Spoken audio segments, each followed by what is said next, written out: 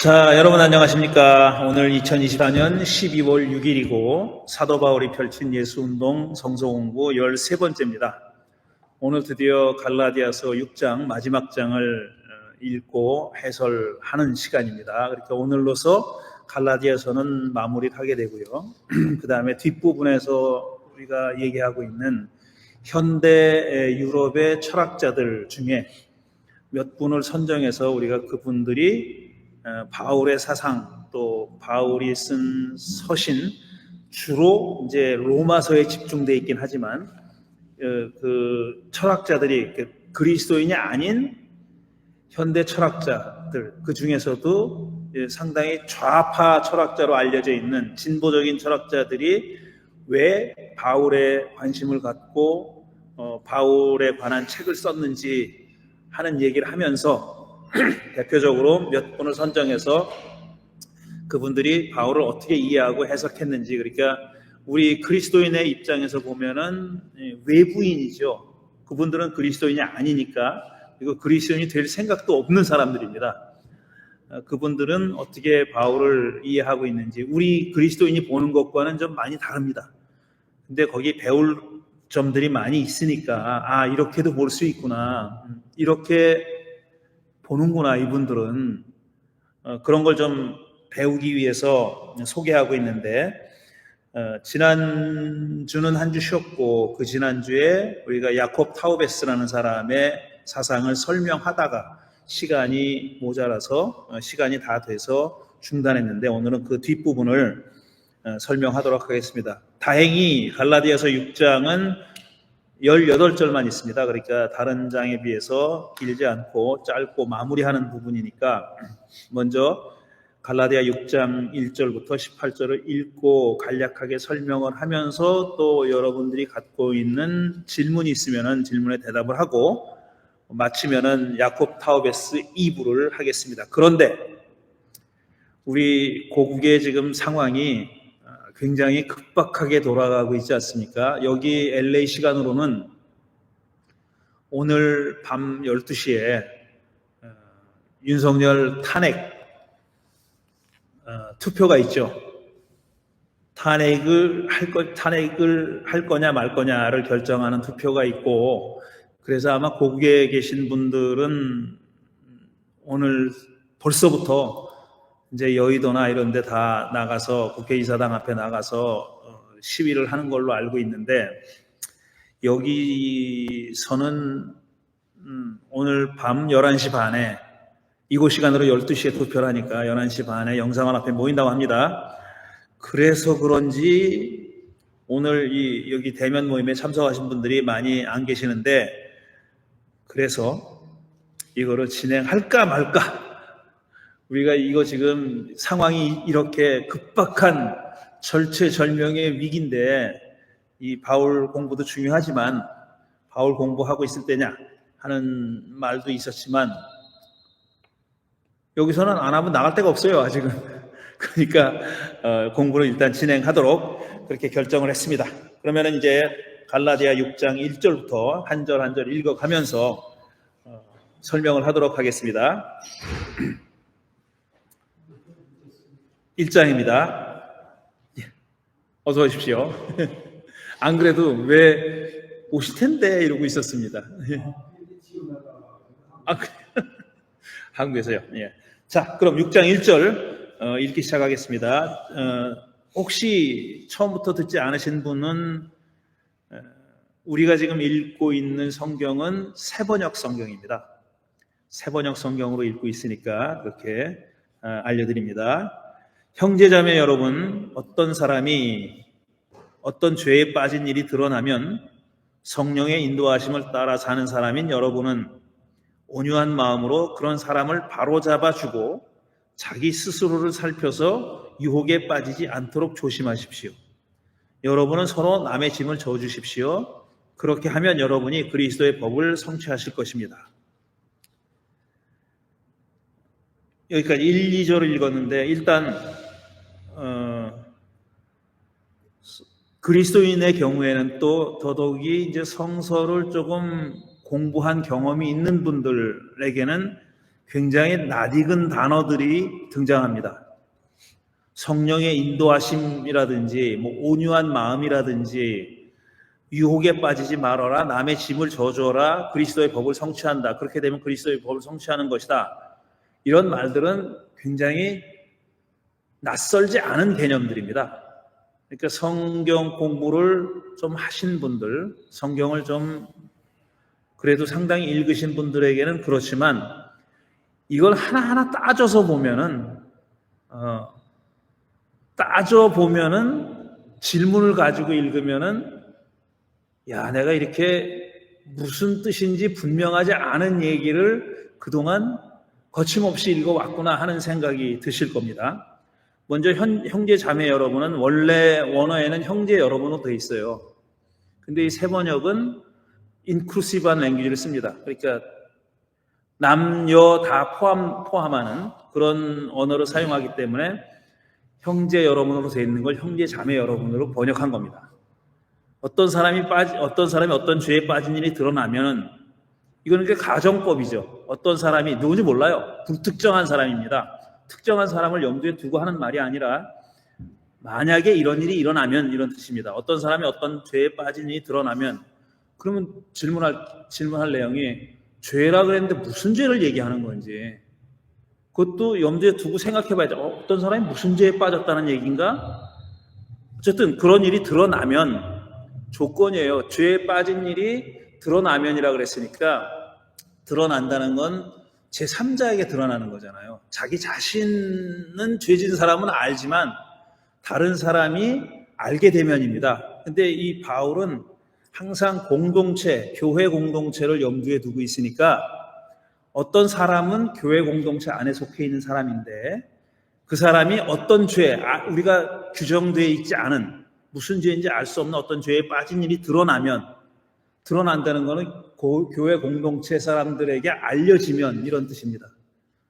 교회에 알려지면 이런 뜻이에요. 그렇게 되면 성령의 인도하심을 따라 사는 사람인 여러분, 그러니까 교회 공동체에 속해 있는 크리스찬들을 뭐라고 지금 규정하냐 하면은 바울은 성령의 인도하심을 따라 사는 사람입니다. 지금 바울이 갈라디아 교인들을 이렇게 부르고 있는 거예요. 갈라디아 교인들은 성령의 인도하심을 따라 사는 사람들입니다. 그러니까 이 갈라디아 사람들이 흔히 말하는 유별난 성령의 은사를 받아서 방언을 하고 예언을 하고 병 고치고 이런 사람들이 아니잖아요. 그러니까 성령의 인도하심을 따라 사는 사람이라는 얘기는 그런 특별한 성령의 은사를 가지고 있는 사람만을 가리키는 말이 아니에요. 그 공동체에 속해 있는 모든 사람들, 그리스도를 믿는 사람들을 가리키는 말입니다. 그런 사람들은 온유한 마음으로 그런 사람이니까 어떤 죄에 빠진 일이 드러난 죄에 빠진 사람을 얘기하는 거죠. 죄에 빠진 어떤 사람, 그런 사람을 바로 잡아주고 어떻게 바로 잡아주냐면 온유한 마음으로 바로 잡아주라고 그러는 거예요.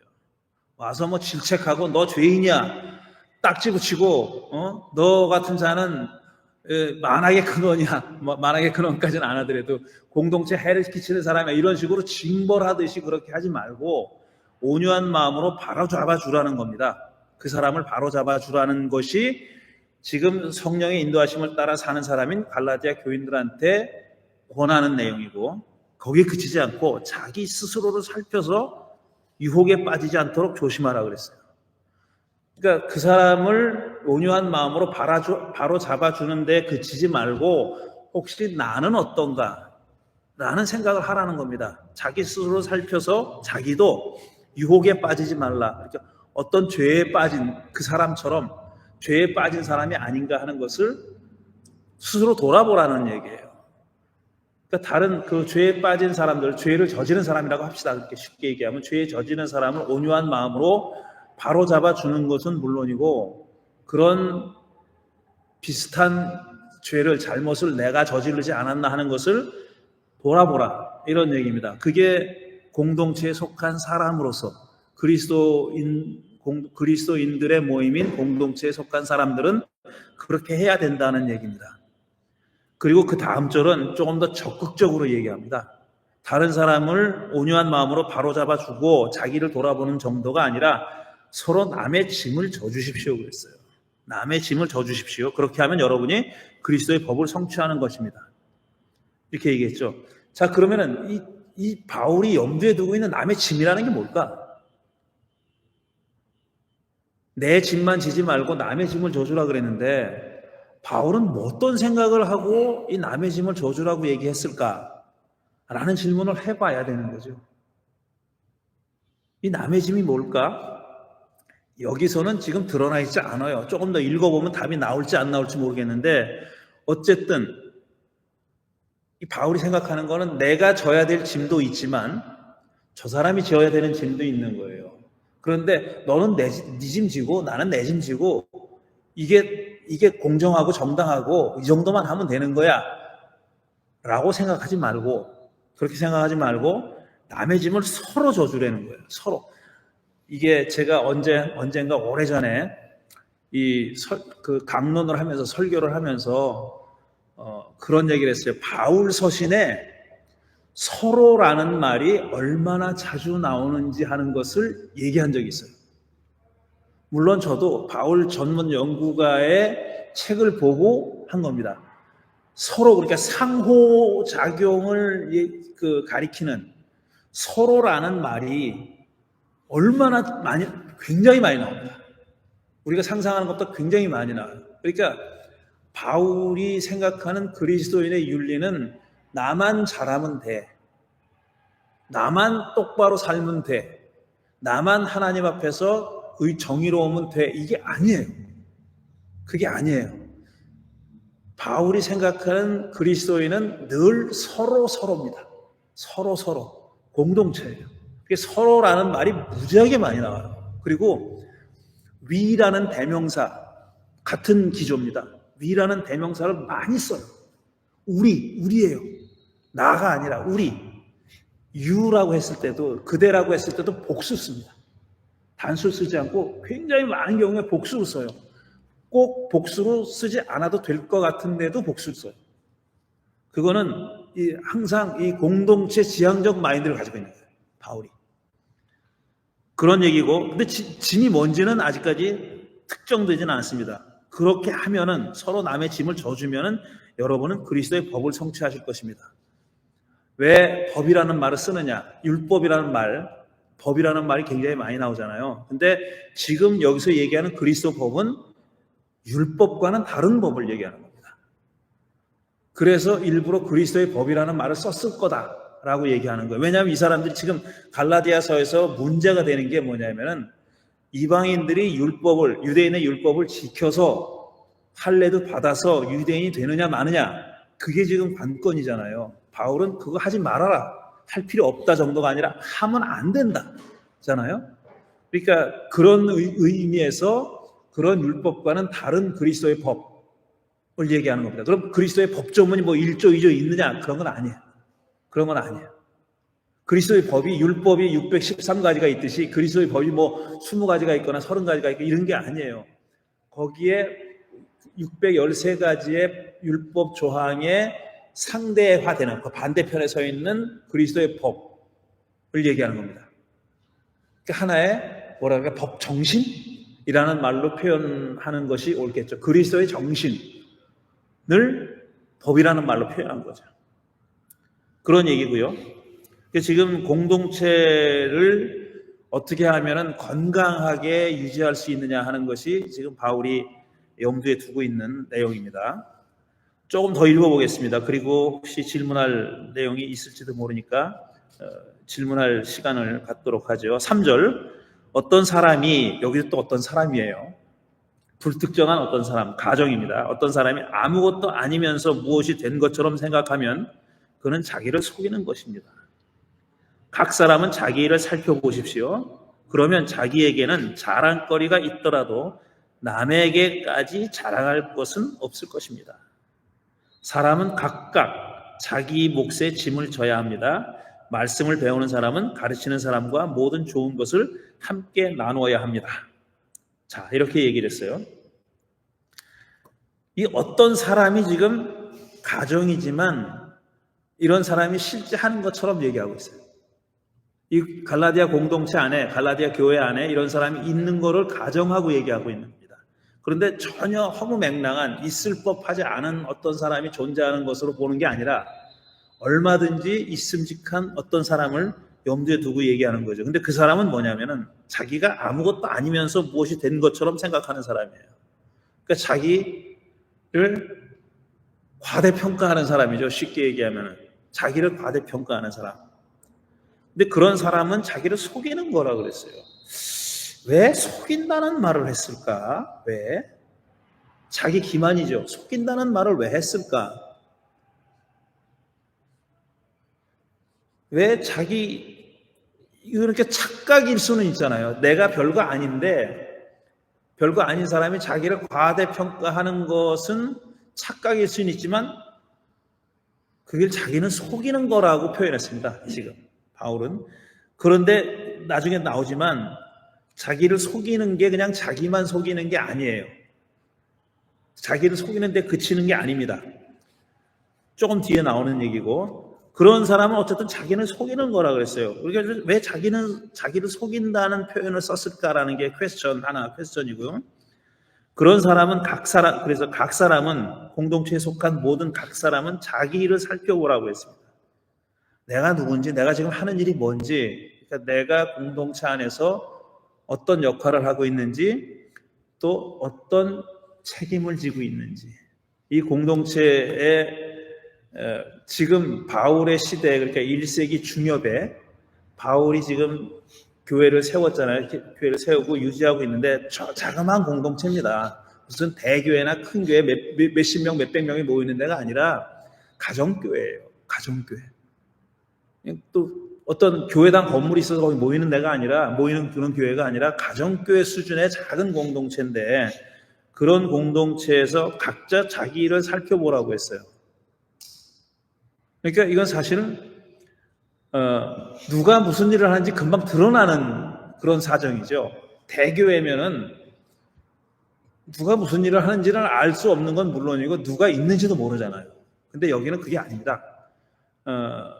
쉽게 말해서 저 집에 숟가락이 몇 개인지도 다 아는 그런 아주 친밀한 소규모 공동체인데, 그런 공동체에 있는 각 사람은 자기를 살펴보라고 그렇게 얘기한 거고, 그러면 자기에게는 자랑거리가 있더라도 남에게까지 자랑할 것은 없을 것이다. 이게 무슨 갈라디아 공동체 안에 이런 무슨 일이 일어난 거죠. 그러니까 일어났다고 보는 게 맞는 거죠. 바울이 이런 말을 할 필요를 느낄 만한 무슨 일이 일어난 겁니다. 누군가가 자기를 과대평가하고 자기를 자랑하는 그런 일 때문에 공동체에 문제가 생겨난 거예요. 가정법으로 얘기하고 있지만 그런 사람들에게 얘기하는, 첫째로 사람은 각자 자기 짐을 져야 된다는 거예요. 내가 남의 짐을 져주는 거는 그리스도의 법을 이루는 거예요. 내가 져야 할 짐을 남에게 얻는 거는 이건 아니라는 거예요. 그러니까 서로 짐을 져준다는 얘기는 그 앞에서 말한 것처럼 서로 남의 짐을 져주는 거는 그런 뭐라 그래야 되나, 사랑의 표현이지만 내가 져야 할 점은 그래도 내가 맡아서 져야 되는 겁니다. 남의 짐을 져주라는 얘기는 뭐냐면은 자기의 공로를 내세우기 위해서 네 짐 내가 다 져줄게 이런 게 아니라, 그렇게 하는 게 아니라 그 사람이 자기 짐을 지고 갈 수 없는 사정이 있을 때 남의 짐을 져주라는 얘기지, 네가 져야 할 짐을 내가 뺏어서 지라는 얘기는 아니에요. 이거 너무 초등학교 같은 얘기잖아요. 초등학생 같은 얘기인데 바울이 그런 얘기를 하고 있는 거예요. 지금 일단 각자가 자기가 져야 할 점은 지라고 자기 책임을 다하라 이겁니다. 자기 책임을 다하는데 그 공동체 안에 그렇게 책임을 다 못하는 사람이 있을 때는 그 사람을 짐을 서로 져줘라 라는 얘기입니다. 이 얘기를 읽으면서 제가 생각나는 게 있는데, 제가 좀 엉뚱한 말을 가끔 하는데요. 거의 한 30년쯤 전에 이제 미국에 처음 와서 얼마 안 됐을 때, 이제 우리 교회가 늘 조그만 교회니까 작은 교회 서로 너무나 사정들을 다 잘 압니다. 그리고 사람들이 그러니까 어떤 교인의 경제적인 형편이 썩 좋지 않은 사람도 있고 상대적으로 조금 더 좀 여유가 있는 사람들도 있잖아요. 그래서 그런 얘기를 했었어요. 교회에서 이제 헌금을 드릴 때마다 무슨 뭐 11절 안 내면 벌 받느냐 뭐 이딴 소리는 안 해본 지가 저는 한 번도 해본 적도 없고, 우리가 헌금을 하는 것은 하나님께 우리의 감사의 마음을 표현하는 것이기도 하지만 동시에 우리가 속해 있는 이 향림교회면 향림교회, 무슨 A교회면 A교회라는 공동체를 잘 유지해 나가는 데 필요한 그런 돈을 내는 거예요. 그건 내가 교인으로서, 그 공동체에 속한 교인으로서, 하나의 회원으로서 자기 책임을 감당하는 겁니다. 그런데 이런 마음으로 헌금을 했으면 좋겠다는 얘기를 했었어요, 제가.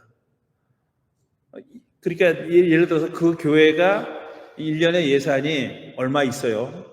근데 그 교회에 속한 패밀리가 몇 가정이 있어요. 그러면 그걸 나눠보면 한 패밀리가 감당해야 할 평균적인 헌금이 나오잖아요.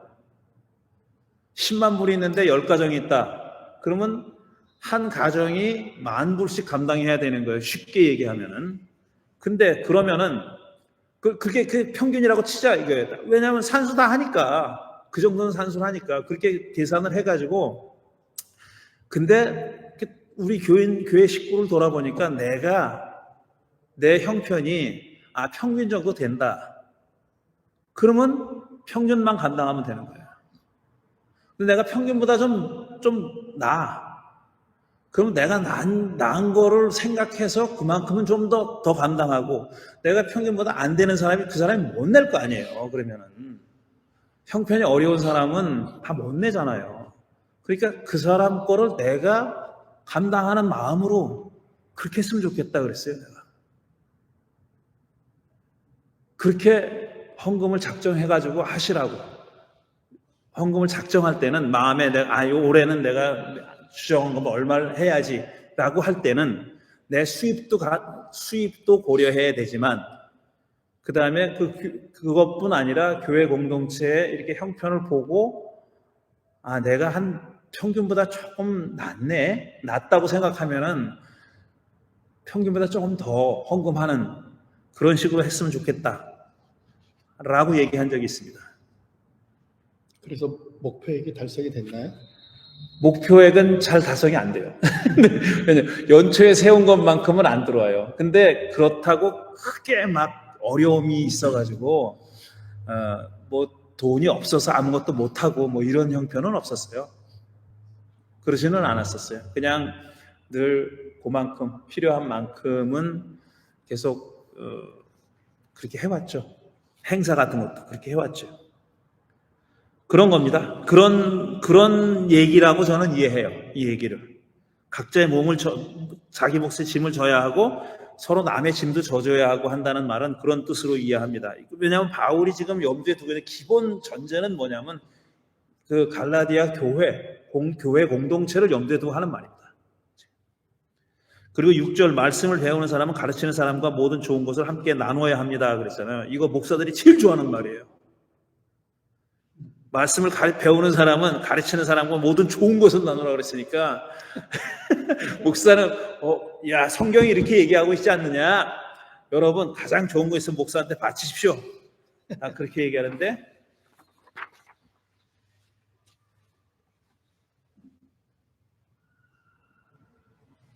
그렇게 얘기하는데 뭐 그럴 것까지는 없다고 생각합니다. 근데 어쨌든 여기 말씀을 배우는 사람과 가르치는 사람이 지금 나눠져 있어요. 이 갈라디아 교회. 바울이 그걸 전제하고 얘기하고 있는 거죠. 그러니까 어느 정도 자기를 얘기하는 건지 그건 아닌 것 같아요. 왜냐하면 바울이 부재 목회자입니다. 바울이 갈라디아 교회에 늘 붙어 있어가지고 목회를 하는 사람이 아니잖아요. 이 사람은 돌아다니는 순회 선교사잖아요. 그러니까 갈라디아에 늘 붙어 있는 게 아니에요. 그러니까 거기는 바울 말고 이 직책을 맡은 사람이 있는 겁니다. 그러니까 자기한테 잘하라는 얘기가 아니에요, 바울은. 거기서 지금 그 책임을 맡고 있는 분한테 잘하라는 얘기인데 왜 이런 얘기를 했을까? 이 얘기가 더 발전되진 않아요, 뒤로. 그러니까 이건 뜬금없이 좀 들어가 있는 앞뒤 맥락과는 좀 맞지 않는 그런 얘기인 거죠. 여기까지 혹시 질문 있으십니까? 하실 말씀 있으시면 말씀해 주십시오.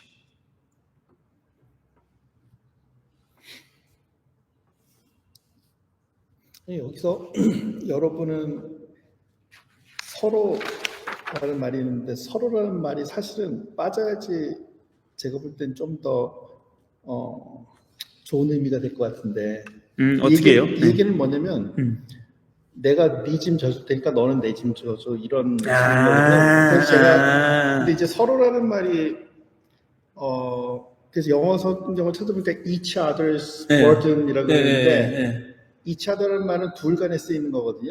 셋 이상일 때는 one another burden이잖아요. 그렇다는 매우 얘기는 문법적인 말씀을 하시는구만. 왜냐하면 우리말에서 서로는 애매해. 영어로 이걸 찾아본 거예요. 그렇죠. 애매하지. 그 얘기는 이거는 그냥 서로 바꿔줘라는 얘기지. 그러니까 내가 너에게 베푼 거를 내가 다시 뭐 받을 생각하지 말고 그냥 일방적으로 줘도 되는데 굳이 왜 서로를 넣어가지고 주고받은 게 기브앤테이크 아니에요. 예. 그러니까 테크니컬리 따지면 뭐 그런 의도인지 모르겠지만 그런 뜻은 아닌 것 같아요. 그래서 그런 뜻은 아닌데 제가 그리스어를 찾아보진 않아가지고 확실하게 말할 수 없는데 여기 또 그리스어 성경 버전이 안 들어있어. 이 노트북에는. 그러니까 찾아볼 수는 없네. 예. 근데 이거를 이제 상호 무슨 호해주의. 호해 무슨 뭐 이름 있잖아요. 이런 거. 네. 이런 말에 붙이는 이름이 있는데 그런 말이 많이 등장한다. 는 거는 아까 제가 말씀드린 건데 그렇게 읽으면은 그런 식으로 해석할 수도 있는데 그런 뜻은 아니죠. 물론 뭐 기브앤테이크는 아닌데 그런 오해의 소지가 있다 이거죠. 예. 알겠습니다. 그런 뜻은 아니라고 이해하고 계시니까 더 뭐 설명할 건 없을 것 같고 그런 오해하지 마시라는 겁니다. 또 다른 질문하실 내용이 있습니까? 그럼 7절로 넘어갑니다. 7절. 자, 다시 자기를 속이지 말라는 말을 합니다. 앞에서 그는 자기를 속이는 것입니다. 아무것도 아니면서 무엇이 된 것처럼 생각하면 자기를 속이는 거라 그랬잖아요. 근데 여기서 7절은 자기를 속이지 마십시오 그랬어요. 그런데 그 뒤에 나오는 말이 하나님은 조롱을 받으실 분이 아닙니다. 사람은 무엇을 심든지 심은 대로 거둘 것입니다. 왜 자기를 속이지 말라 그래 놓고 하나님은 조롱을 받으실 분이 아니십니다 라는 말을 했을까? 쉽게 얘기하면은 자기를 속이지 마십시오. 하나님은 안 속습니다. 이런 뜻으로 읽을 수 있는 거죠. 하나님은 조롱을 받으실 분이 아니라는 말은 그러니까 하나님은 속아 넘어가지 않는 분이다. 이런 뜻으로 많은 주석체에 그렇게 해설을 해놨어요. 실제로 그렇게 해석이 돼 있어요. 그리고 그 말이 틀린 말도 아니고 자기를 속이는 일이 남을 속이는 일보다 쉬워요, 어려워요? 쉽죠. 자기를 속이는 일이 더 쉬워요? 근데 자기를 속였다 그러면서 속으로 정말 내가 속아 넘어갔다고 생각할까요? 아니면 내가 그게 좋으니까 속아 넘어간 척 하는 거야 하는 걸까요? 어느 거예요? 후자겠네. 심리학적으로 굉장히 복잡한 얘기입니다. 이게 자기를 속인다는 게 굉장히 복잡한 얘기인데 그러니까 편리하게 내가 눈 감아주는 거 말고 뭐 잘못을 저지르면서 눈 감아주는 거 말고 자기를 속이는 거, 정말 자기를 속이는 거, 내가 속아 넘어가는 거, 그건 남을 속이는 것보다 어렵죠. 저는 그렇게 생각해요. 대부분은 자기 안 속아요. 속는 척 하는 거지 그냥. 왜냐? 그게 내가 나를 속았다고 생각하지 않으면 양심의 가책이 돼가지고 못하니까 그 일을 못하니까 속아 넘어갔다고 생각하면서 하는 거잖아요. 그러니까 자기를 속이는 일은 남을 속이는 일보다 사실 어렵다고 저는 봐요.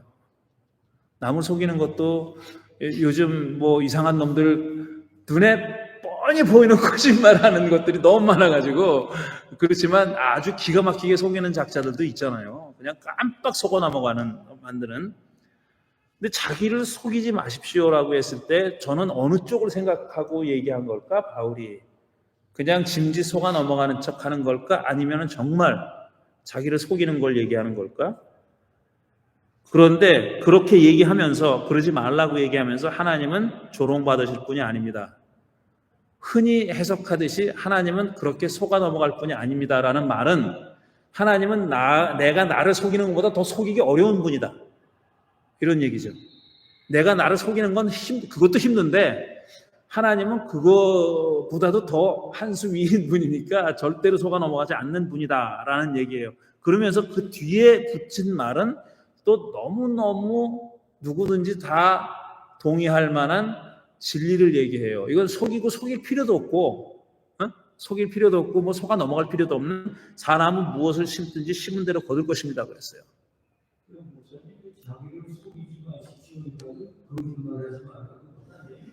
거짓말 하지 말라? 거짓말은 남을 대상으로 하는 거죠. 내가 거짓말을 하는 이유는 상대방이 있어서 그 사람을 사실이 아닌 걸 믿게 하기 위해서 하는 말이 거짓말이잖아요. 근데 내가 나 자신에게 거짓말할 수 있어요? 자기를 속이지 말라는, 아는 척?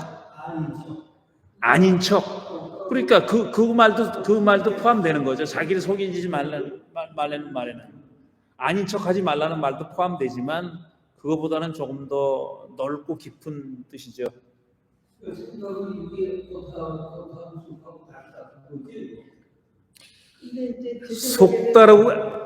속다르고 겉다른다는 얘기는 남의 시각에서 봤을 때 그렇잖아요. 다른 사람이 봤을 때 내가 겉다르고 속다르고 보는 거죠. 근데 내가 나를 겉다르고 속다르고 볼 수는 없잖아요. 그건 나니까. 응. 그건 남을 대상으로 하는 거라니까. 근데 내가 나 자신을 대상으로 해서는 그렇게 못하지 않느냐 이거죠. 네. 저도 마찬가지예요. 저도 마찬가지예요.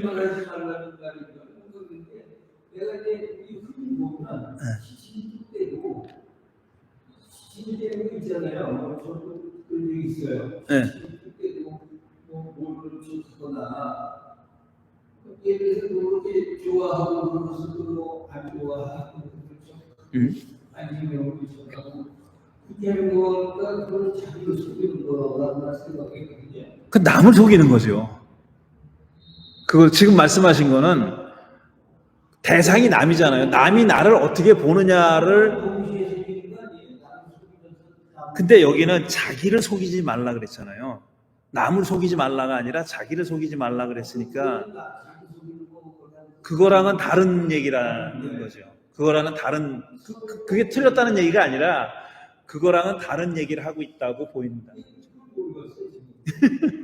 제 생각에는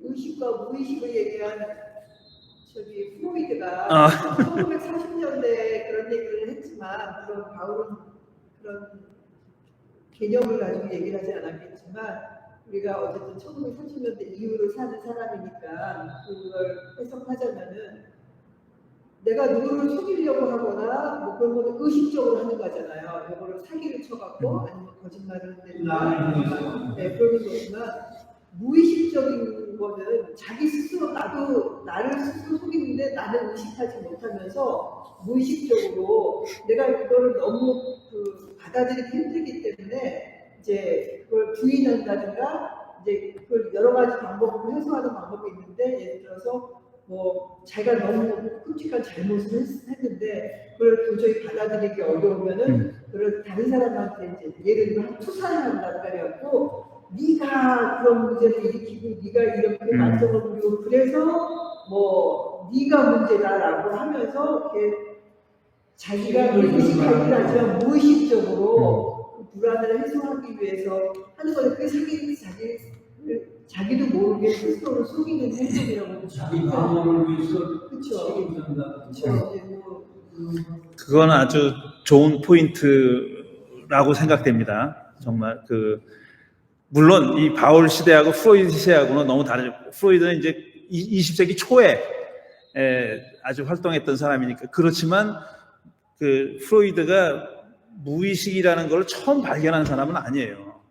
그거를 전문적으로 연구하고 깊이 파헤친 사람이지만 그 이전에도 그런 얘기를 한 사람들이 많이 있었고, 그 다음에 그 얘기가 나와서 얘기인데, 이 성경에 등장하는 인물을 예를 들어서 사울이나 다윗이나 모세 같은 사람이잖아요. 아브라함이나 모세 같은 유명한 사람들, 그 다음에 야곱에서 이런 사람들의 그 잠재의식, 서브컨셔스, 이거를 읽는 그런 어프로치를 하는 사람들이 20세기 말에는 많이 있었어요.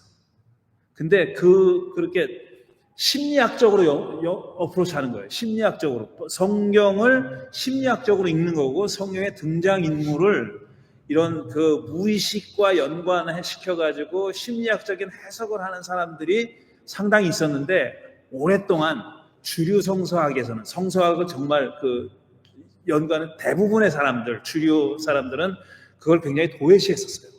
심리학적으로 읽는 거는 잘못됐다. 그건 옳은 방법이 아니다가 도외시했는데, 요즘은 그렇지 않아요. 요즘은 그렇지 않고, 제가 요즘 읽고 있는 책 중에 하나가 모세에 관한 책인데, 모세를 완전히 다르게 읽는 책이에요. 얀 에스만이라는 독일 사람이 쓴 책인데, 얀 아스만입니다. 얀 아스만은 독일의 이집트 학자예요. 구약성서 학자가 아니라 에집트 학을 연구하는 사람이에요. 그 에집트 문명을 연구하는 사람인데, 아주 흥미로운, 정말 흥미로운 내용이 있어요. 뭐냐면은, 모세를 구약성서 학자들이 보는 거랑 완전히 다른 사람으로 봅니다. 그리고 그렇게 얀 아스맨이 그렇게 보게 만드는 영향을 끼친 사람이 프로이드예요. 프로이드는 그 사람 모세와 일신경과 이런 책을 썼어요. 모세에 관한 책을 썼어요. 근데 이 사람들이 보는 모세는 이집트 사람이에요. 히브리 사람이 아니라 이집트 사람이에요. 그러니까 이집트 문화에 굉장히 깊이 잠겼던 사람입니다. 그리고 그 사람, 이건 다른 얘기니까 너무 길게 할 수는 없는데, 지금 말씀하신 내용을 듣고 나서 떠오른 거예요. 그러니까 그런 의미가 중요하게 실마리가 될 것 같아요. 예. 지금 잠깐 흔히 오늘 있었던 식으로 계엄령 선거하고, 예. 그거 내가 다 이렇게 실패할 줄 알고도 내가 이렇게 생각해 이게 잘 쓰는 거지. 그렇죠. 이런 거죠. 그거는 그러니까 저는 두 가지가 다 있다. 아주 의식적으로 거짓말한 걸 수도 있고, 그 사람은 자기는 정말 그렇게 믿을 수 있어요. 예. 그러니까.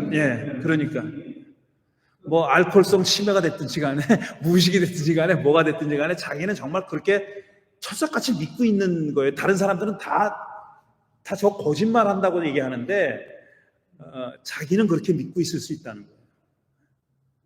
근데 여기서는 사람은 무엇을 심든지 그대로 심은 대로 거둘 것입니다라는 말을 붙임으로써 결과가 많은 걸 얘기한다고 얘기하는 거예요. 결과가.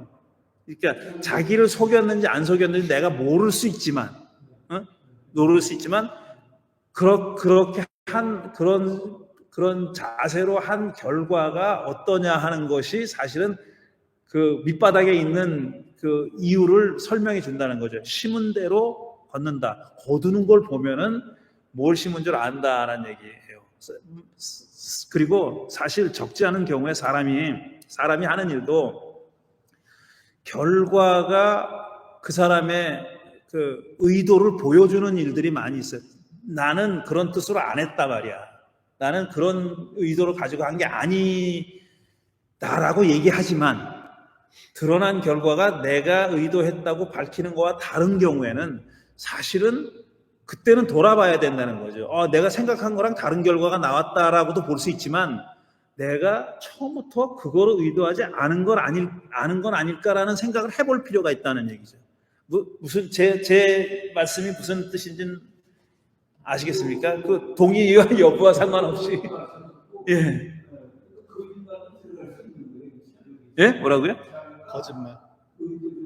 예. 들어가는 거죠. 그렇죠. 제 얘기는 그것만이 아니다. 그건 포함해서 그것만이 아니다.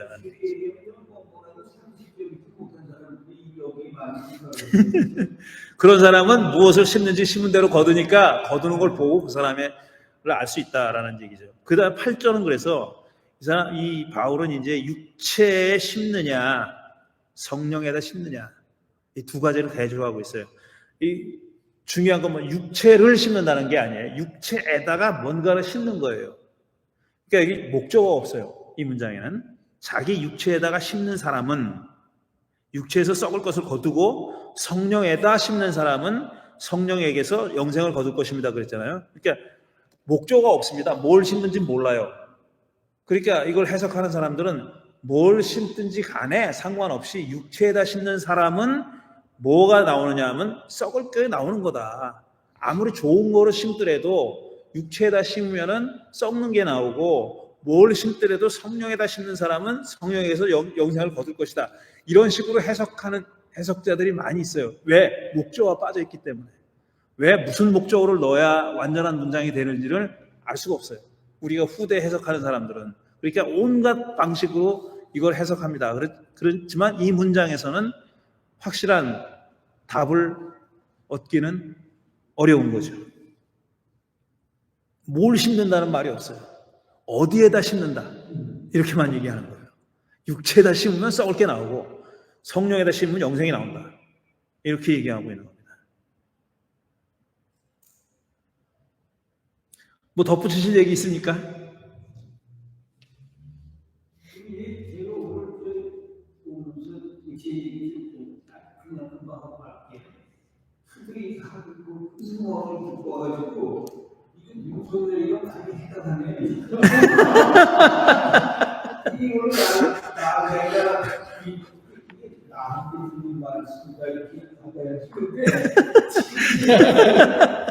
그렇지 않아도 집사님이 오시기 전에 야 오늘 이거 오늘 성경 공부를 해야 되는 거냐 말아야 되는 거냐 지금 시국이 이 모양인데 성경 공부를 하느냐 마느냐라는 얘기를 하고 있었습니다.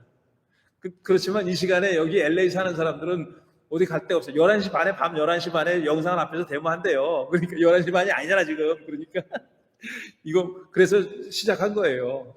오늘 그래서 그런지 여기 대면 모임 참여하신 분도 많지 않고요.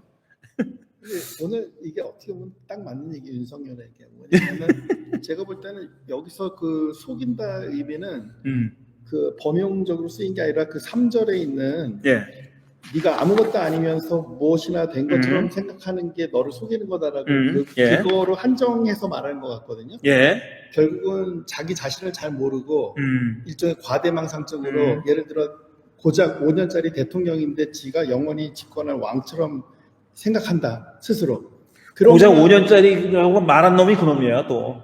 아니 그러니까 뭐가 됐든 간에 그 사람은 자기가 뭐든 할 수 있는 왕처럼 스스로 생각하는 그러니까 자기 자신에 대한 아이덴티파이를 잘 못하고 과대망상에 빠져있는 경우에 대한 경고인 것 같아요. 그러면은 바울이 2000년 후에 일어날 일을 미리 내다보고 이렇게 했다고 이해하도록 합시다. 그게 아니라 2000년이 아니라 이런 일은 늘 일어나는 거야. 그러니까 그때 얘기했는데도 지금 2000년 후에도 똑같이 반복되는 거죠. 그렇습니다. 근데 여기서 제가 영어 성경을 보면은 사실은 자기를 속이지 마십시오라는 말이 없고 속지 마라 그래. Don't be deceived라고 나오거든요. 근데 한글에서는 자기를 속이지 말라고 이렇게 돼 있다 보니까 이게 수동태로 써 있으니까 근데 그렇게 해석했구나. 아니지 수동태인데 by whom이 없어요. 그러게. 그럼 남이 나를 속일 수도 있는 거죠. 남에게 속지 말 수도 있고 네 스스로 속지 말 수도 있는데 요럴 때 그리스도를 봐야 되는 거야 사실. 왜냐하면 그리스도를 알고 계셨어야지. 아니. 그래서 이건 맞는 말인데 이럴 때 그리스도는 뭐라고 돼 있다고 준비를 해왔어야 되는데 그걸 안 해왔네요. 솔직히 말하면 저는 한글보다는 영어 성경을 더 조금 신뢰하는 편인데 예. 뭐 모르겠어요. 예, 뭐 영어 성경도 진짜 버전이 여러 가지인데 영어 성경을 읽을 때는 제일 그래도 믿을 만한 거는 많이 있지만 NRSV를 읽으세요. 네, 아마 이것도 New Revised Standard Version, NRSV. 아 이거 그냥 NIV네 이거. 물론 NIV도 괜찮아요. 근데 이제 이 성서를 전문적으로 연구하는 학자들이 자기가 번역해요. 대부분은 자기 사역이야, 사역 개인적으로. 왜냐하면 기존에 나와 있는 번역이 자기가 보기에는 그 뜻을 잘 살려지 못했다고 생각해서 자기가 번역을 하는 사람들이 많거든요. 근데 그렇지 않은 경우에는 영어권에서 활동하는 학자들은 NRSV가 공용으로 쓴 겁니다. 그게 왜냐하면은 가장 원문에 가깝게 뜻을 살려서 번역했고 직역을 하기도 하면서도 그게 원문의 뜻을 잘 살렸다고 봐서 그렇게 그 성경을 많이 씁니다. 그러니까 기왕 보시려면 그렇게 보는데 근데 영어하고 그리스 말하고도 다른 게 영어에는 지금 말했듯이 이렇게 by whom, not deceived 했잖아요. 그리고 by whom이 들어가야 영어는 되는 거예요. 누구한테 속지 말아라가 되는데 그리스 말은 by whom이 없어도 자기를 의미할 수 있는 어미가 있어요. 그게 이제 그 동사 안에 한꺼번에 그게 그렇게 표현되어 있다고 제가 확인하지는 않았으니까 이 경우 그런지는 모르는데 그리스나 히브리어나 다 그런 뉘앙스가 이미 그 동사 안에 들어있는 경우가 있어요. 왜냐하면 그 태가 달라. 태가 여러 가지가 있어요. 영어는 수동태하고 능동태밖에 없잖아요. 근데 저기는 재귀적인 뜻을 동사가 다 표현도 해요. by 뭐 안 해도 동사가 다 표현되고 뭐뭐 하자 권유형도 동사가 표현해요. 그냥 동사 하나만 가지고도 그렇게 다 표현돼요. 그러니까 원래는 뭐라고 써 있는지 확인 안 돼서 모르겠지만 우리말 성경은 자기를 속이지 마십시오라고 번역을 했고 그러면은 잠깐만요. 공동 번역을 한번 보겠습니다. 공동 번역 뭐라고 되어 있는지. 잘못 생각하지 마십시오라고만 했네. 여기는. 예. 그러니까 이거 자기를 속이지 말라는 말은 굉장히 제가 볼 때는 너무나 의역을 많이 너무 지나치게 했다. 그럴 그럴 수 있죠. 해석이 어렵게. 잘못 생각하지 마십시오. 하나님은 조롱을 받으실 분이 아닙니다.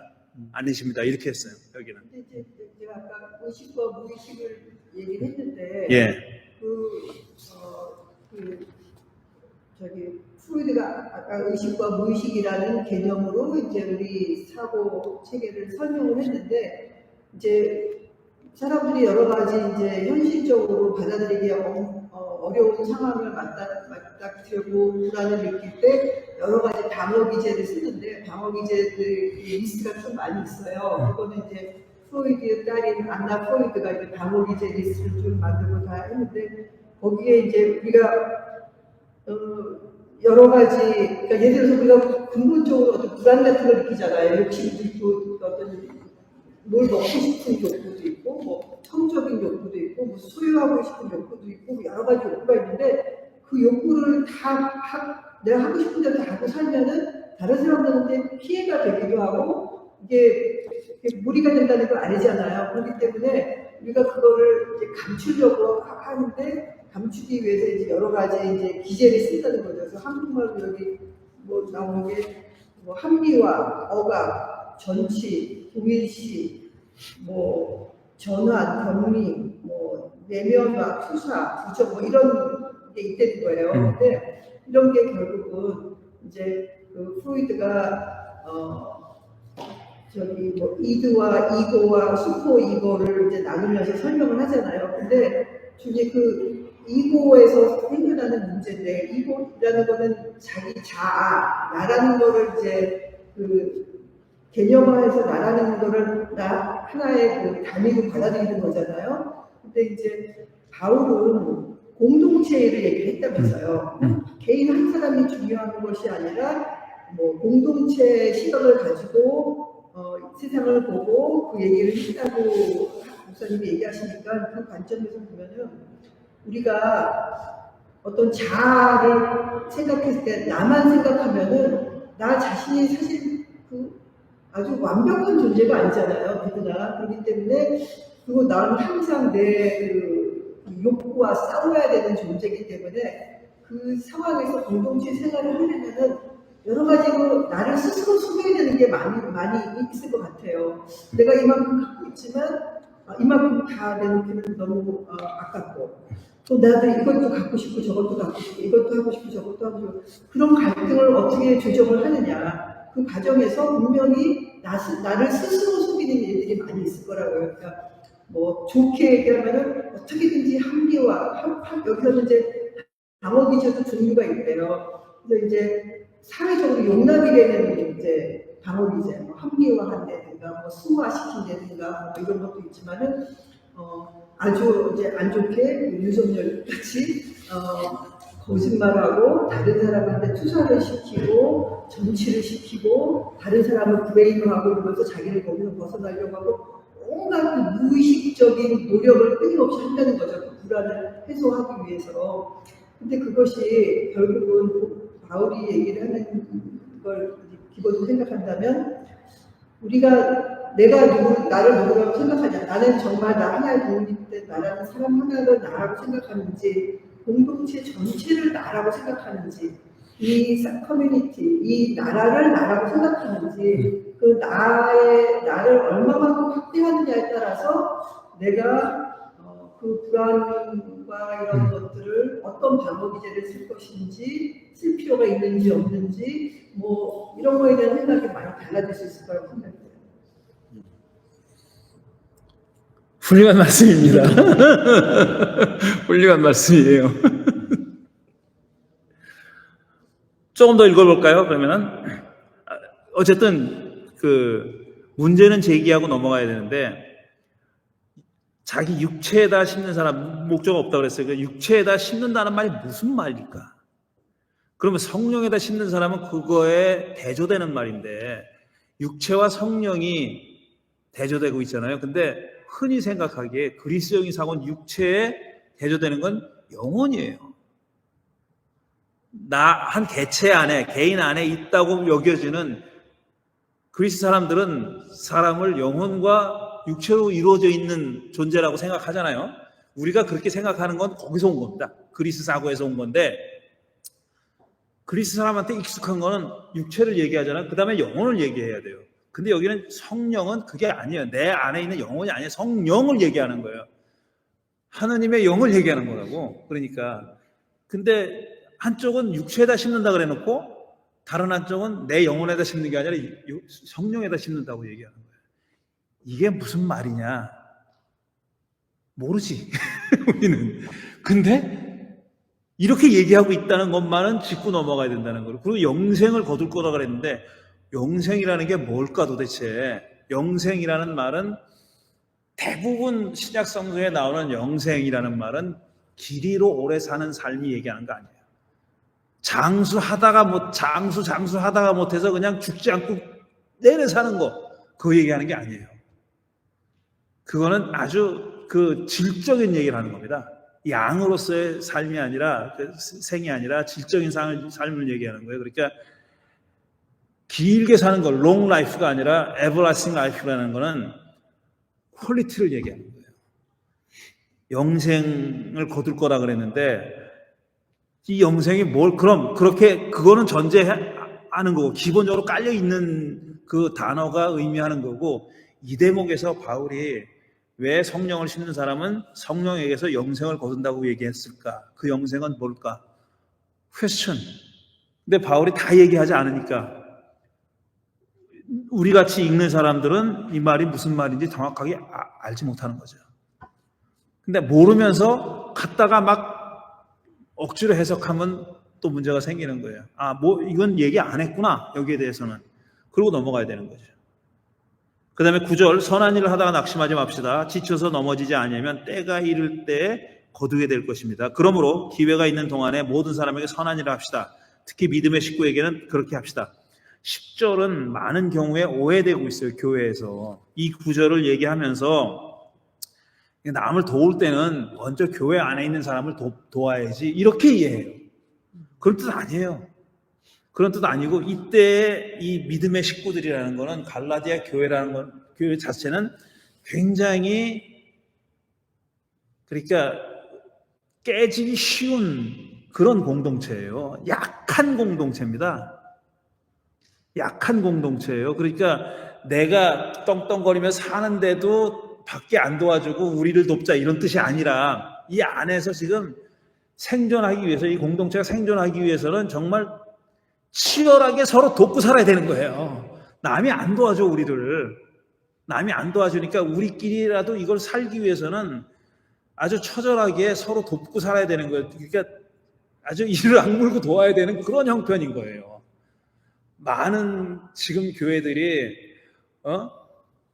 진짜 바깥에 힘들고 어려운 사람들이 있는데 무슨 소리야? 우리도 먼저 믿는 사람들끼리 도우면서 살아야지. 그러면서 이 사람들은 외면하고 자기들끼리 소비하는 그런 뜻이 아니다는 거예요. 근데 그렇게 오해하고 이 말씀을 오용하고 있다는 걸 먼저 지적하고요.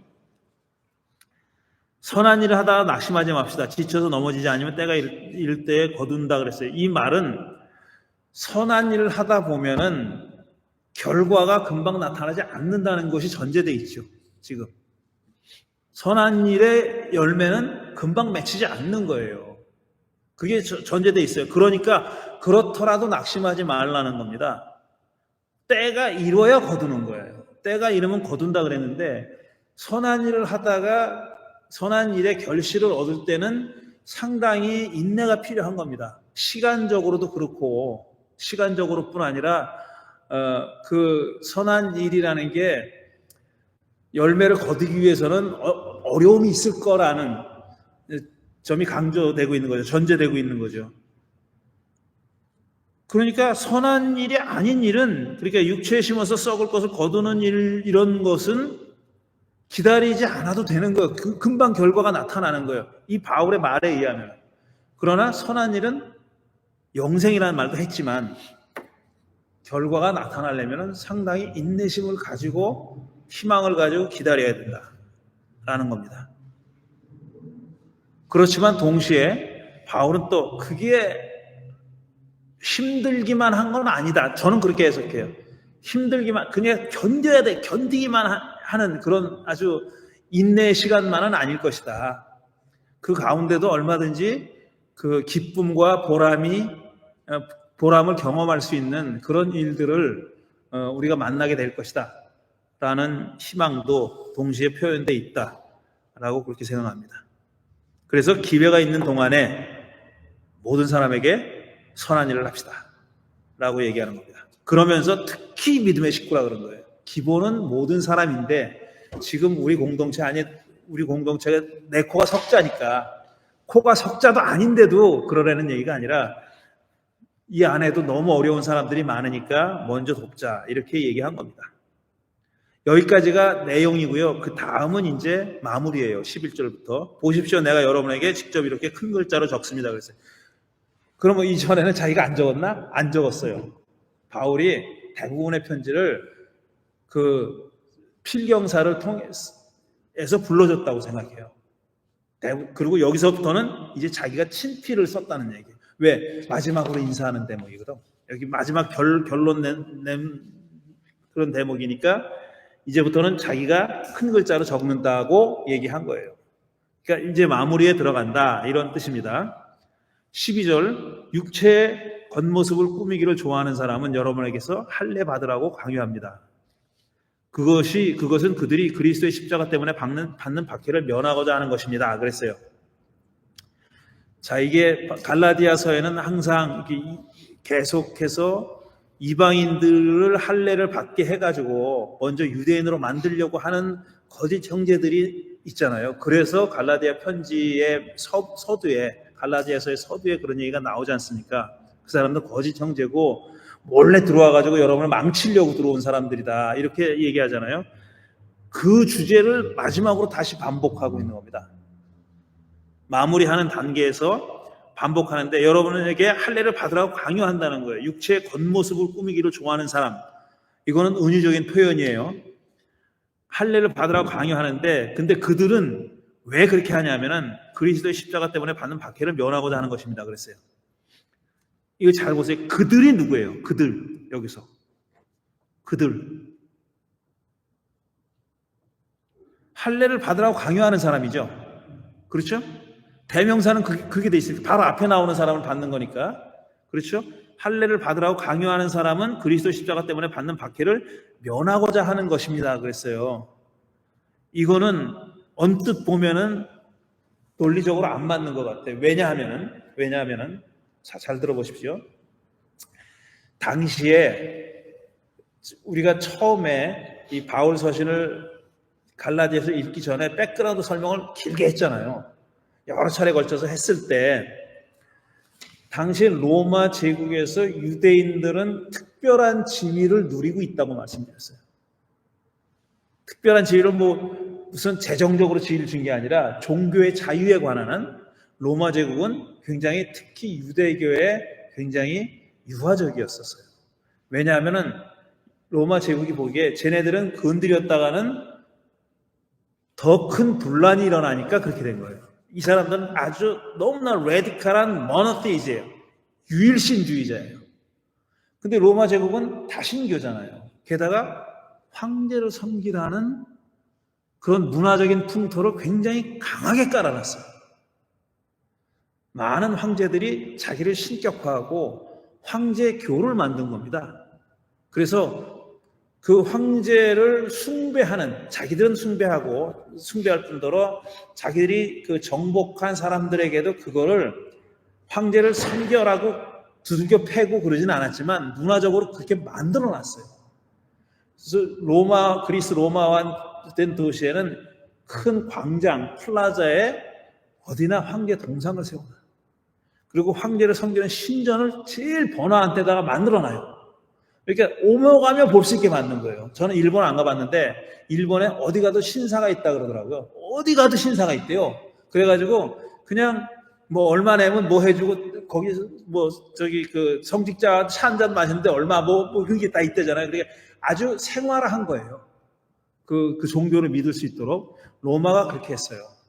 황제교를 강요하진 않아요. 그런데 그렇게 황제교를 문화적으로 그냥 늘 접할 수 있도록 만들어 놓은 거예요. 물론 세금도 걷었습니다. 그런데 그거를 했더니 다른 놈들은 다 오케이 하고 다 하는데 이 유대인이라는 놈들은 죽어라고 못하는 거예요. 그거를 안 하겠다는 거야. 나 죽이면 죽였지 난 그거 못한다는 거예요. 왜냐하면 이 사람은 유일신 야훼주의자, 철두철미하게 내 앞에 다른 신을 두지 말아라, 형상을 섬기지 말아라 이거잖아요. 그러니까 얘네들하고 처음에는 싸웠지. 로마 애들이 우습게 보고 이 조그만 놈들이 하렘 하지 잔소리가 많아. 그래가지고 두들겨 팼는데 더 난리를 치는 거야. 이 사람들이 날 죽이고 가라. 그러니까 타협을 한 거예요. 너희들은 황제를 섬기지 않아도 돼. 그리고 세금도 감면해 줬어요. 그거에 관한 세금.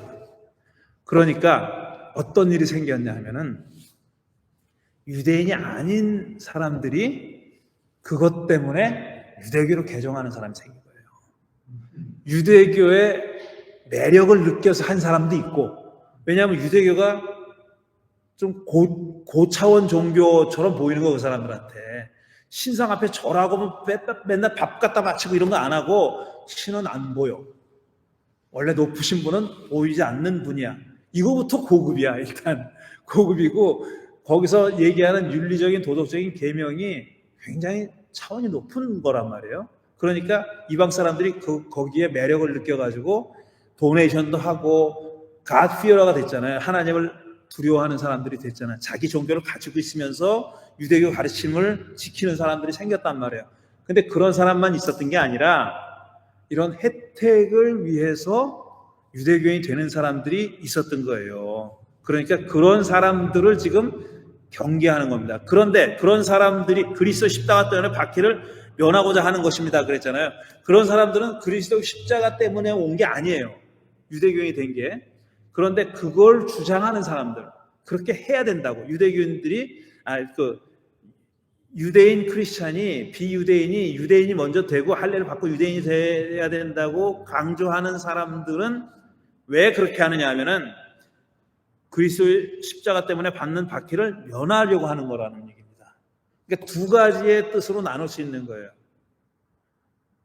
그런 그 혜택을 위해서 유대인이 되려고 했던 것도 틀렸다는 얘기고 그렇게 하면 안 된다는 얘기고 지금 그리스도인이 되려고 하는 이방인들에게 얘기하는 거예요. 당신들은 그 할례를 받으면 유대인 되지 그럼 혜택 받을 거야. 근데 그거는 그리스도의 십자가에 어긋나는 거야. 이렇게 얘기하는 거예요. 그리고 그렇게 만들려고 하는 유대계 그리스도인들에게도 당신 그렇게 이방 사람들을 유대인으로 만들려고 하는 짓거리들은 그 짓거리는 당신이 지금 그리스도의 십자가를 회피하는 거다. 이렇게 얘기하는 겁니다. 요즘 사람들은 이게 피부에 안 닿을 수 있어요. 왜냐하면 그리스도를 믿는다고 해서 무슨 박해를 받습니까? 안 받아요. 옛날에 안 그랬어요.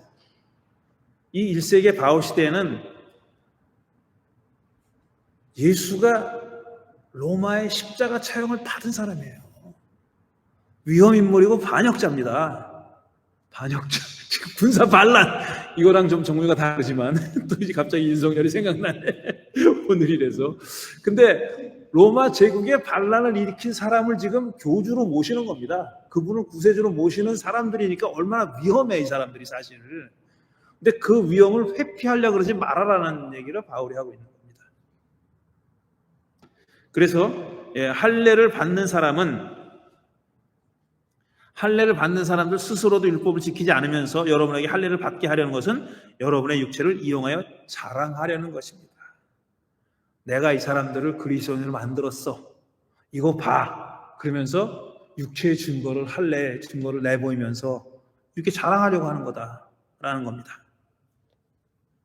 그런 뜻이고 마지막에 이제 또 좀 반복이 돼 14절부터는 그런데 내게는 우리 주 예수 그리스도 십자가밖에는 자랑할 것이 아무것도 없습니다. 그리스도로 말미암아 내 쪽에서 보면 세상이 죽었고 세상 쪽에서 보면 내가 죽었습니다. 이 얘기는 14절 후반절 얘기는 바울의 서신에 무지하게 많이 나오고 로마서의 키워드죠. 이게 로마서의 키 컨셉입니다. 로마서가 나는 세상에 대해서 죽었고 세상은 나에 대해서 죽었고 나는 그리스도의 십자가에 대해서 살았다. 이건 세상에선 죽고 십자가에 대해서 살았다라는 이 키 문장입니다. 정말 로마서의 중요한 문장이에요. 근데 여기서 우리가 이 말은 하고 지나가야 되는데 길게 얘기 못하니까 바울 저 로마서 할 때 얘기해야 되는데 세상에 대해서 죽었다. 그 다음에 그리스도와 함께 살았다. 그리스도에 대해서 살았다. 이렇게 얘기할 때 죽었다 살았다라는 얘기는 생물학적 죽음을 얘기하는 건 아니죠. 내가 세상에 죽었다는 택 하고 죽는 거 얘기하는 거 아니에요. 죽었다라는 말은 한마디 쉽게 얘기하면 세상의 논리에 따라 살지 않는다라는 얘기예요. 세상의 풍조에 따라 살지 않는다라는 뜻입니다. 그거를 세상에 대해서 죽었다라고 얘기하는 거예요. 근데 왜 그렇게 레디컬한 말을 쓰느냐, 극단적인 말을 죽는다는 말을 쓰느냐, 그게 바울한테는 너무너무나 중요했기 때문에 세상에 대해서 죽는다는 게, 세상을 따라 살지 않는다는 게 너무너무 중요한 거예요. 그리스도를 따라 살기 위해서는 세상에 대해서 죽어야 되는 거예요. 둘 다 할 수는 없어요. 바울은 그거는 분명해요. 둘 다 먹지 못해 니들.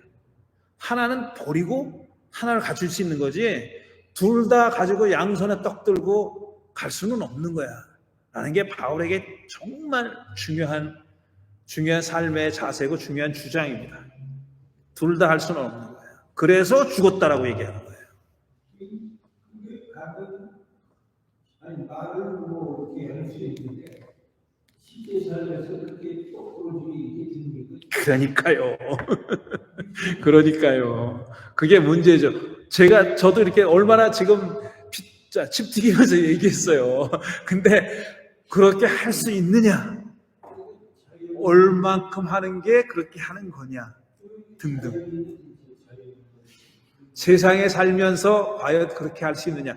아니, 저 돌도끼 들고 다니던 사람들도 마찬가지예요. 똑같아, 그거는. 돌도끼 들고 다니던 옛 원신들도 똑같은 말을 할 수 있는 거예요. 그 사람, 그 시대의 세상과. 지금 21세기의 세상이 다르지만 거기도 세상은 세상이고 돌도끼 시대 예수님하고는 상관이 없는 얘기지만 과장해서 얘기하자면 그렇다는 거예요.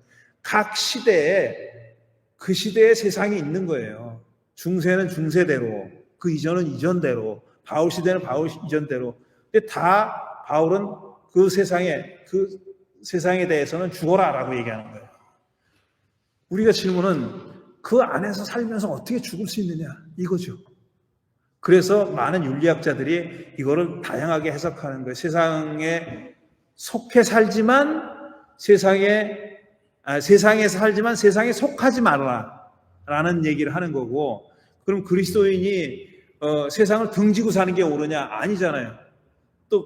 그러니까 또 어떤 사람은 세상을 변혁시키면 살아야지. 그게 세상에 대해서 죽으라는 얘기다. 뭐 온갖 방식으로 세상을 해석을 하는데 분명한 거는 세상을 떠나서 살지는 못한다고 또 바울이 그래요. 그렇다고 세상을 떠나지는 못하니까 세상은 떠나라는 얘기는 아니다라고 얘기하죠.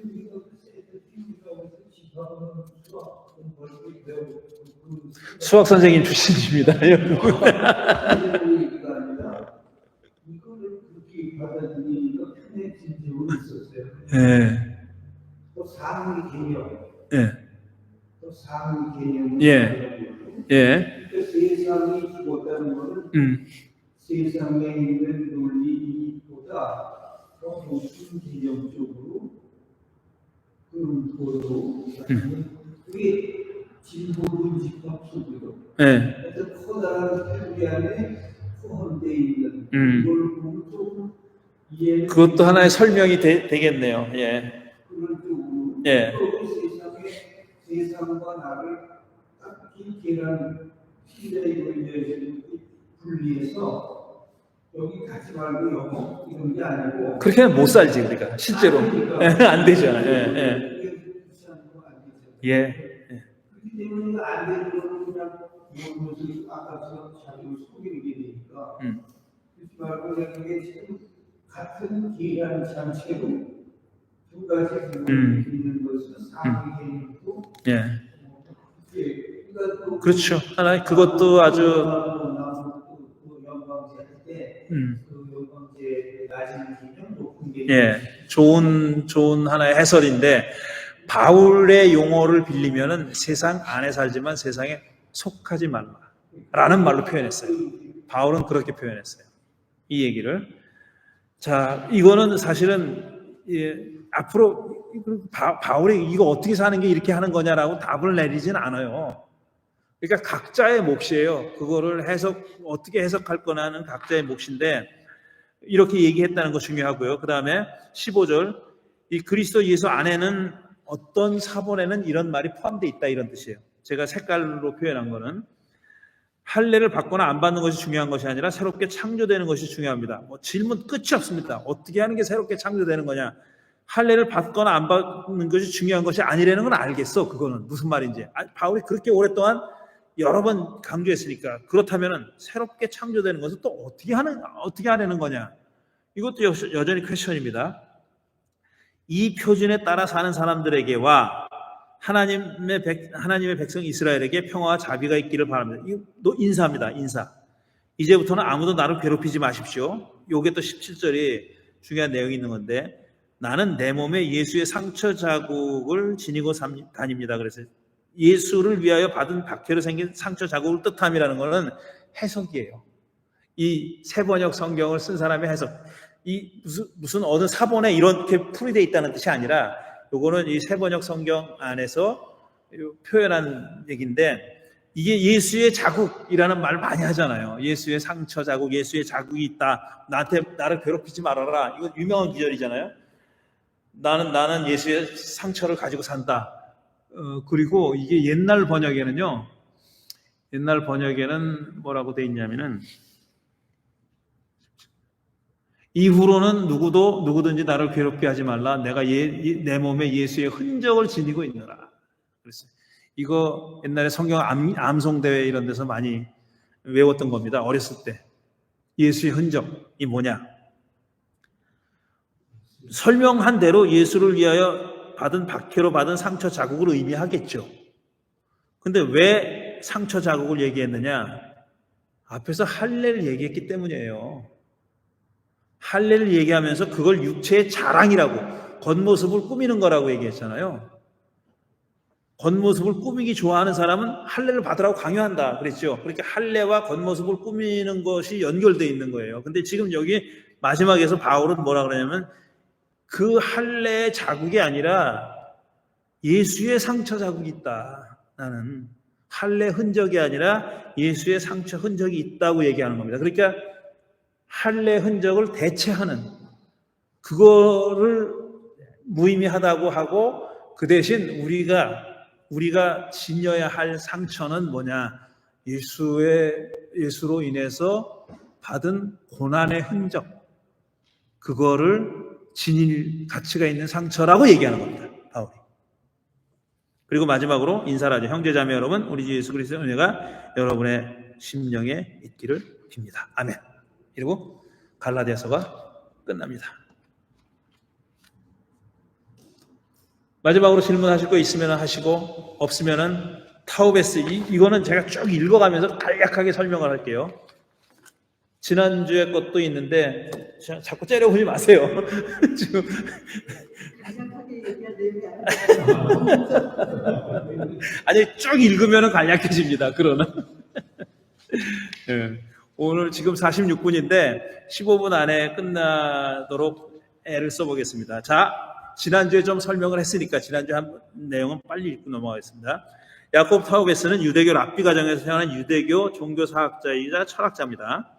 그리고 유대계 독일인으로서 이 사람에게 영향을 준 두 사람의 학자를 들자면 발터 베냐민하고 칼 슈미트라는 사람이라는 거예요. 자, 마르크스주의 문학 비평가 철학자인 발터 베냐민, 그 다음에 독일의 법 철학자인 정치 철학자인, 그리고 나치 조력자로 악명을 떨친 칼 슈미트, 이 두 사람에게 영향을 받았습니다. 그러니까 칼 슈미트 같은 사람은 거의 친구 수준이에요. 친구 같은 사람이고, 그 발터 베냐민은 윗세대 사람입니다. 그러니까 스승이라고 할 수 있고, 칼 슈미트는 친구라고 할 수 있는 사람입니다. 굳이 얘기하자면은. 근데 타우베스가 바울에 대한 이런 책을 쓰면서 그 시대가 어떤 시대이기에 바울이 필요하다고 봤냐 하면은, 그 시대를 어떻게 인식했느냐 하면은, 첫째로 정치와 종교가 분리되어 있는 그런 시대라는 거예요. 근데 이게 문제라고 여긴 겁니다. 이게 자연스럽고 마땅히 그래야지, 정교 분리해야지 이런 생각을 한 게 아니라 이게 근대 사회, 유럽 사회가 가지고 있는 문제의 큰 원인이다, 이렇게 본 거예요. 그래서 이 문제를 해결해야 된다, 이렇게 분리한다고 해결되는 게 아니다라고 본 겁니다. 그래서 분리해가지고 종교는 사적이고 개인적이고 정신적이고 영적인 영역을 관장하는 그런 내용이고, 그에 반해서 정치는 공공의 영역을 다루는, 이렇게 분리되어 있다는 게 문제라는 겁니다. 그래서 이렇듯 종교는 근대 체제의 일부로 인정됐어요. 그러니까 종교가 너는 여기서 일해. 종교 자리를 주고, 종교에 자리를 주고, 너는 거기서만 놀아. 그 바깥으로 나올 생각하지 마. 정치에 참여하고 관여하고 이런 생각하지 마. 넌 종교, 개인적이고 영적이고 이런 것만 다뤄. 라고 했던 게 현 근대 정신이라는 겁니다. 그렇게 인정이 되었기 때문에 이런 근대적 사고가 문제가 있다고 해서, 사실 탈근대의 포스트모던이라는 거, 포스트모던, 근대 후기라는 생각이 많이 싹트기 시작한 거죠. 근데 이 사람은 탈근대나 이런 거에 추종하는 사람은 아니에요. 그런 쪽을 추종하는 사람은 아니에요. 해체주의니 뭐니 뭐 탈근대, 포스트모던 뭐 이런 거 많잖아요. 그런 거를 추종하는 사람은 아니었습니다. 그런데 이제 종교가 뭐냐라는 거, 근대에서는 여기서만 놀아 이거였잖아요. 그런데 종교는 이 타우베스는 어떻게 이해했냐면은, 지금 제가 인용한 브루스 링컨이라는 사람의 종교 정의를 공유하고 있는 겁니다. 똑같은 생각을 가지고 있는 거예요, 이 사람도. 어떻게 이 링컨이라는 사람은 뭐라고 종교를 정의했냐면, 폭력을 성스러운 의무로 둔갑시키는 능력을 비롯해서 무한한 가능성을 가지고 있으며, 종교가 그런 가능성을 가지고 있다는 거예요. 다양한 구성 요소와 복잡한 측면을 가진 역동적이고 모호한 실체다 그랬어요. 이건 매우 다이나믹한데 경계가 불분명한, 종교와 비종교의 경계도 불분명하고, 얘가 어디까지 관장하는 그런 활동이냐, 정신활동이냐 하는 것도 불분명한 그런 실체가 바로 종교라는 겁니다. 그래서 다른 모든 인간적인 현상처럼 양면성을 가지고 있고, 그 자체 안에 모순도 가지고 있고, 그 다음에 한계도 가지고 있는, 어렴풋한 한계를 얘기하는 거예요. 그 두부 자르듯이 그런 한계를 얘기하는 게 아니라 한계를 지닌 인간적인 시도, 이게 종교다. 이런 브루스 링컨의 정의를 야콥 타우베스도 가지고 있는. 브루스 링컨은 최근 사람이에요. 이 사람이 쓴 책이 거룩한 테러, 9.11 이후 종교와 폭력에 대한 성찰, 이거 우리말로도 번역되어 있어요. 영어 책인데 우리말로도 번역되어 있는 그런 책입니다. 이런 종교가 현실이라는 겁니다. 우리 현대 사회의 종교는 이런 거다 이거예요. 근대 시대에 여기서만 놀아라고 했던 걸 이미 벗어나 버렸다라는 겁니다. 그래서 20세기 말의 서구 유럽의 상황을 이 타우베스는 뭐라고 봤느냐면, 물질 만능주의, 신자유주의, 유럽 통합이 논의가 이루어질 때예요. 그리고 사회주의권이 몰락했고 진보 사상과 운동이 이제 침체에 들어간 시기인 겁니다. 이게 1989년에 이제 베를린 장벽 무너지고 이 사회주의권이 무너지면서 서구 유럽의 선진국에 있던 많은 진보 정당들과 사회주의 운동을 하던 사람들이 엄청난 충격을 받았어요. 70년대 중반에도 이미 중반부터 프랑스나 이탈리아 같은 데는 소련의 사회주의에 대해서 비판하는 사람들이 많이 있었어요. 굉장히. 그리고 저 사람들은 사실은 마르크스주의를 내세우고 있지만, 마르크스 레닌주의를 내세우고 있지만 실제로는 그거 아니다라고 비판한 사람들이 무지하게 많았었어요. 그리고 자기들끼리 어떤 그 새로운 이론을 만들어내고 새로운 사상을 만들어내고 새로운 어떤 운동을 하고 있던 사람들인데도 불구하고 이제 90년대 초에 소련이 그렇게 무너지고 나니까 이 사람들이 엄청나게 충격을 받은 거예요. 그래가지고 막 지리멸렬 흩어지고 전향하고 막 그런 일이 엄청 벌어졌어요. 그런 상황이에요, 지금. 그러니까 타우베스가 자기도 그 중에 하나란 말이야. 자기도 마르크시스트니까, 마르크스주의자니까 자기도 그 중에 하나인데 이걸 어디서 활로를 찾아야 되겠다 라고 해서 발견한 게 바울이에요. 활로를 찾으면서 발견한 게 바울입니다. 그래서 바울을 발견하기까지는 일단 종교의 잠재력과 영향력에 대한 재인식을 하게 된 겁니다. 종교가 여기서만 놀던 게 아니라는 것을 확인한 거예요. 그러니까 종교가 가지고 있는 실질적인 영향력, 사회적인 실체, 거대한 실체라는 것을 인식하게 됐고, 그런 상황에서 사도 바울에 대한 재발견, 재평가가 이루어졌는데, 이거는 타우베스 혼자 한 게 아니라 그 이전부터 성서학자들이, 바울학자들이 1970년대에 이런 운동이 생겨난 겁니다. 바울을 새롭게 보기 시작했어요. 그게 나중에 이제 소위 세관점이라는 걸로 나타난 건데, 신약학계와 유대교학계에서 바울을 새로운 시각으로 해석하기 시작했고, 이런 생각을 타우베스가 받아들인 거예요. 자기도 유대인이면서 특히 유대계 학자들이 바울을 새롭게 보게 된 것을 거기서 고무돼가지고 영향을 받아가지고 이 사람들이 이렇게 보네? 그리고 연구하기 시작한 거예요. 자기도.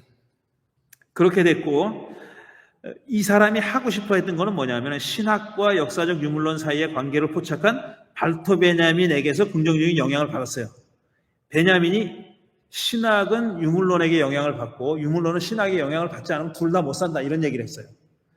그런 베냐민에게서 긍정적인 영향을 받았고, 그 다음에 주권 개념이 예외 상태에 있는 초법적인 주권자를 전제하고 있다는 주장한 칼 슈미트에게서 부정적인 영향을 받았어요. 이거 주권자라는 게 지난번에 우리 공동식 씨도 얘기했는데 칼 슈미트에 대해서 얘기했고, 그 사람이 이제 뭐 저기 나치를 옹호했고 히틀러 편에 섰다고 얘기했잖아요. 그리고 히틀러가 초법적인 그런 권한을 행사하도록 문을 열어준 사람이에요. 법적인 절차를 다 밟지만 사실상 초법적인 활동을 할 수 있도록 만들어주는 게 칼 슈미트인데 그 문장이 바로 이겁니다. 주권 개념은 예외 상태에 있는 초법적 주권자를 전제하고 있다. 그러니까 초법적인 일을 해도 된다는 거예요. 주권자는. 근데 중세 때까지만 해도 신이 이걸 했잖아. 하나님은 법에 얽매이는 분이 아니잖아요. 하나님 법을 만들기도 하고 부수기도 하고 뭐 법을 초월하는 분이잖아요. 근데 카를 슈미트는 그런 하나님을 현실화시킨 거야.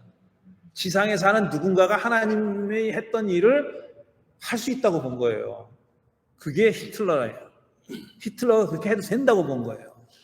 그런데 나중에 얘기하지만 타우베스는 그런 주권을 가진, 그러니까 말하자면 예외 상태에 있는 초법적 주권자를 인정해요.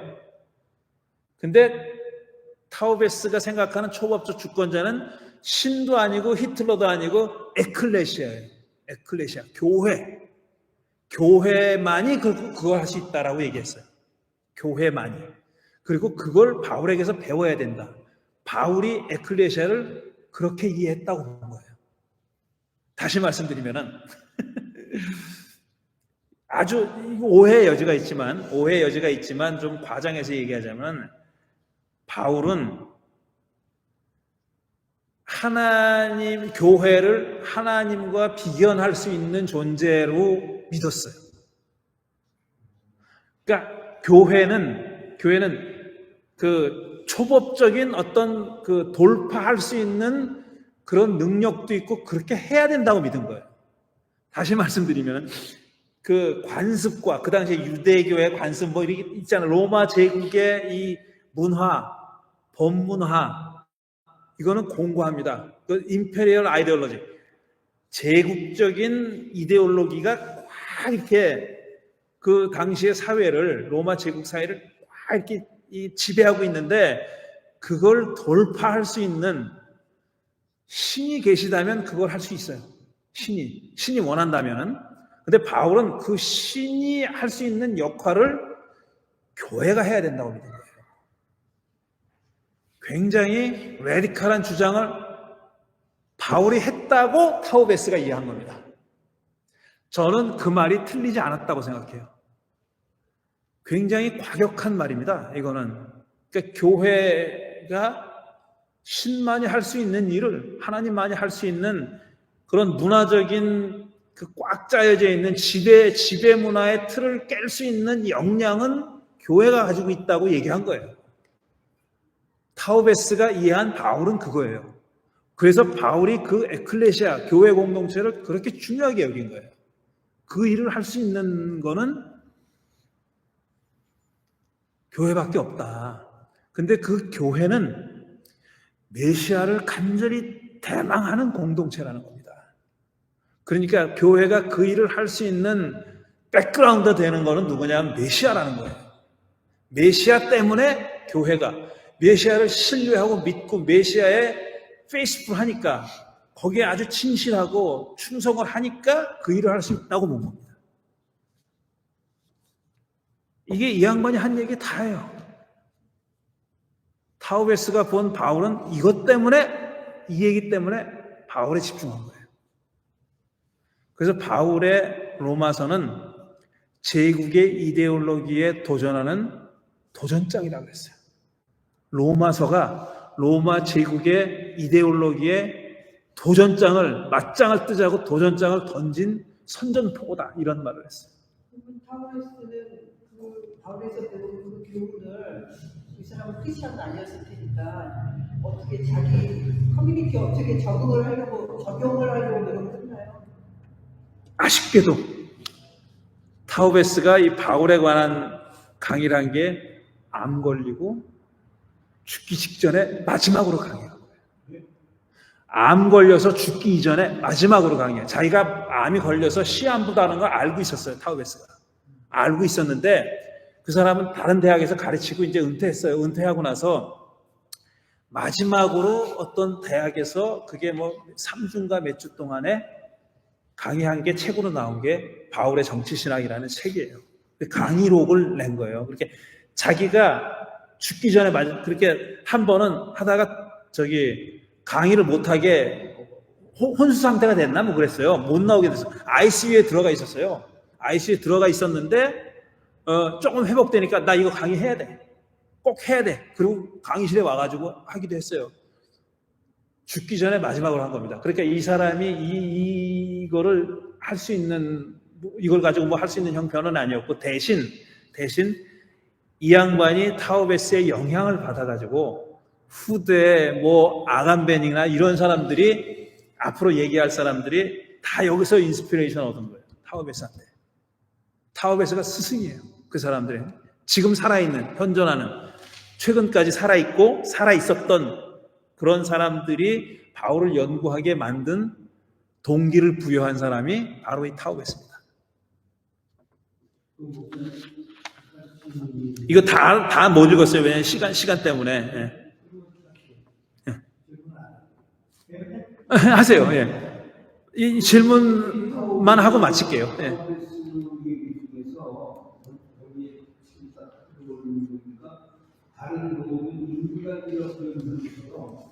어디 몇째 줄이에요? 중간에 종교에 대한 진리에서 복잡한 친구를 가진 역종적이고 모호한 예. 아, 그 종교에 대한 정의. 예. 근데 그 모호한 실체를 보는 각도가 다른 모든 인간적 현상처럼 그다음에 양면성 모순 한계를 지닌 그러니까 이게 인간의 문제니까 양면성 모순 한계를 타우베스는 이거는 링컨의 정의예요. 네, 링컨의 정의인데 제가 이해하기는 타우베스가 링컨과 똑같은 종교에 대한 아이디어를 가지고 있었다는 아니죠. 그거는 직접적으로 인정한 건 아니에요. 이건 제 해석이에요. 근데 타우베스가 이런 생각을 종교에 가지고 있었다는 거 저는 이해하는 거죠. 사도 바울과 하면서 양면성 모순 한계를 인간의 현상 속에 본 것이 종교다라는 얘기인데 이 타우베스는 바울이 사도회 다시 말해서 아까 말한 신에 대한 개념을 교회가 대체할 수 있는 그리고 교회 속에서도 또한 이런 양면성 모순 한계가 있다는 것을 인정하는 있죠. 예, 그거는 교회도 뭐 종교적 현상이니까 이 종교가 가지고 있는 특성을 가지고 있죠. 인간적 관계, 인간 속에서만 본 게 아니고 사회 속에서도 같은 모습을 본 거죠. 그렇죠. 예. 다시 지금 지금 그 교회에 관한 타우베스의 생각을 다시 말씀드리면은 자, 칼 슈미트가 주권이라는 것은 예외 상태를 만들어낼 수 있는 거라 그랬잖아요. 그러니까 예외 상태를 만들어내지 못하면 주권이 아니에요. 예외 상태라는 거는 지금 이 노멀하다고 다 받아들이고 상식이라고 받아들이는 어떤 문화, 체계, 스트럭처 이거를 벗어날 수 있는 자만 주권을 가지고 있다고 말할 수 있다는 겁니다.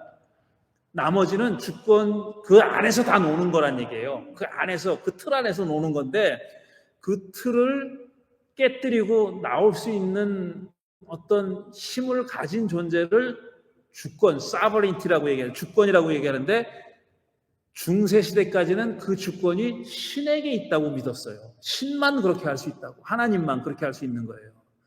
그렇게 믿었는데 타우베스가 해석한 바울은 뭐냐면 이 로마서 같은 데를 보고 읽고 해석한 바울은 뭐냐면은 중세 때까지 신만 그렇게 할 수 있다고 믿었는데 그 이전에 이미 바울 시대에 바울은 신을 믿는 사람이 하나님을 믿는 사람이지만 동시에 그런 힘을 에클레시아가 받았다고 믿었다는 거예요. 에클레시아가 하나님이 줬든지 뭐 했든지 간에 에클레시아가 그런 힘을 가지고 있다고 가지고 있는 것으로 표현하고 있다고 타우베스가 바울을 이해했다는 겁니다.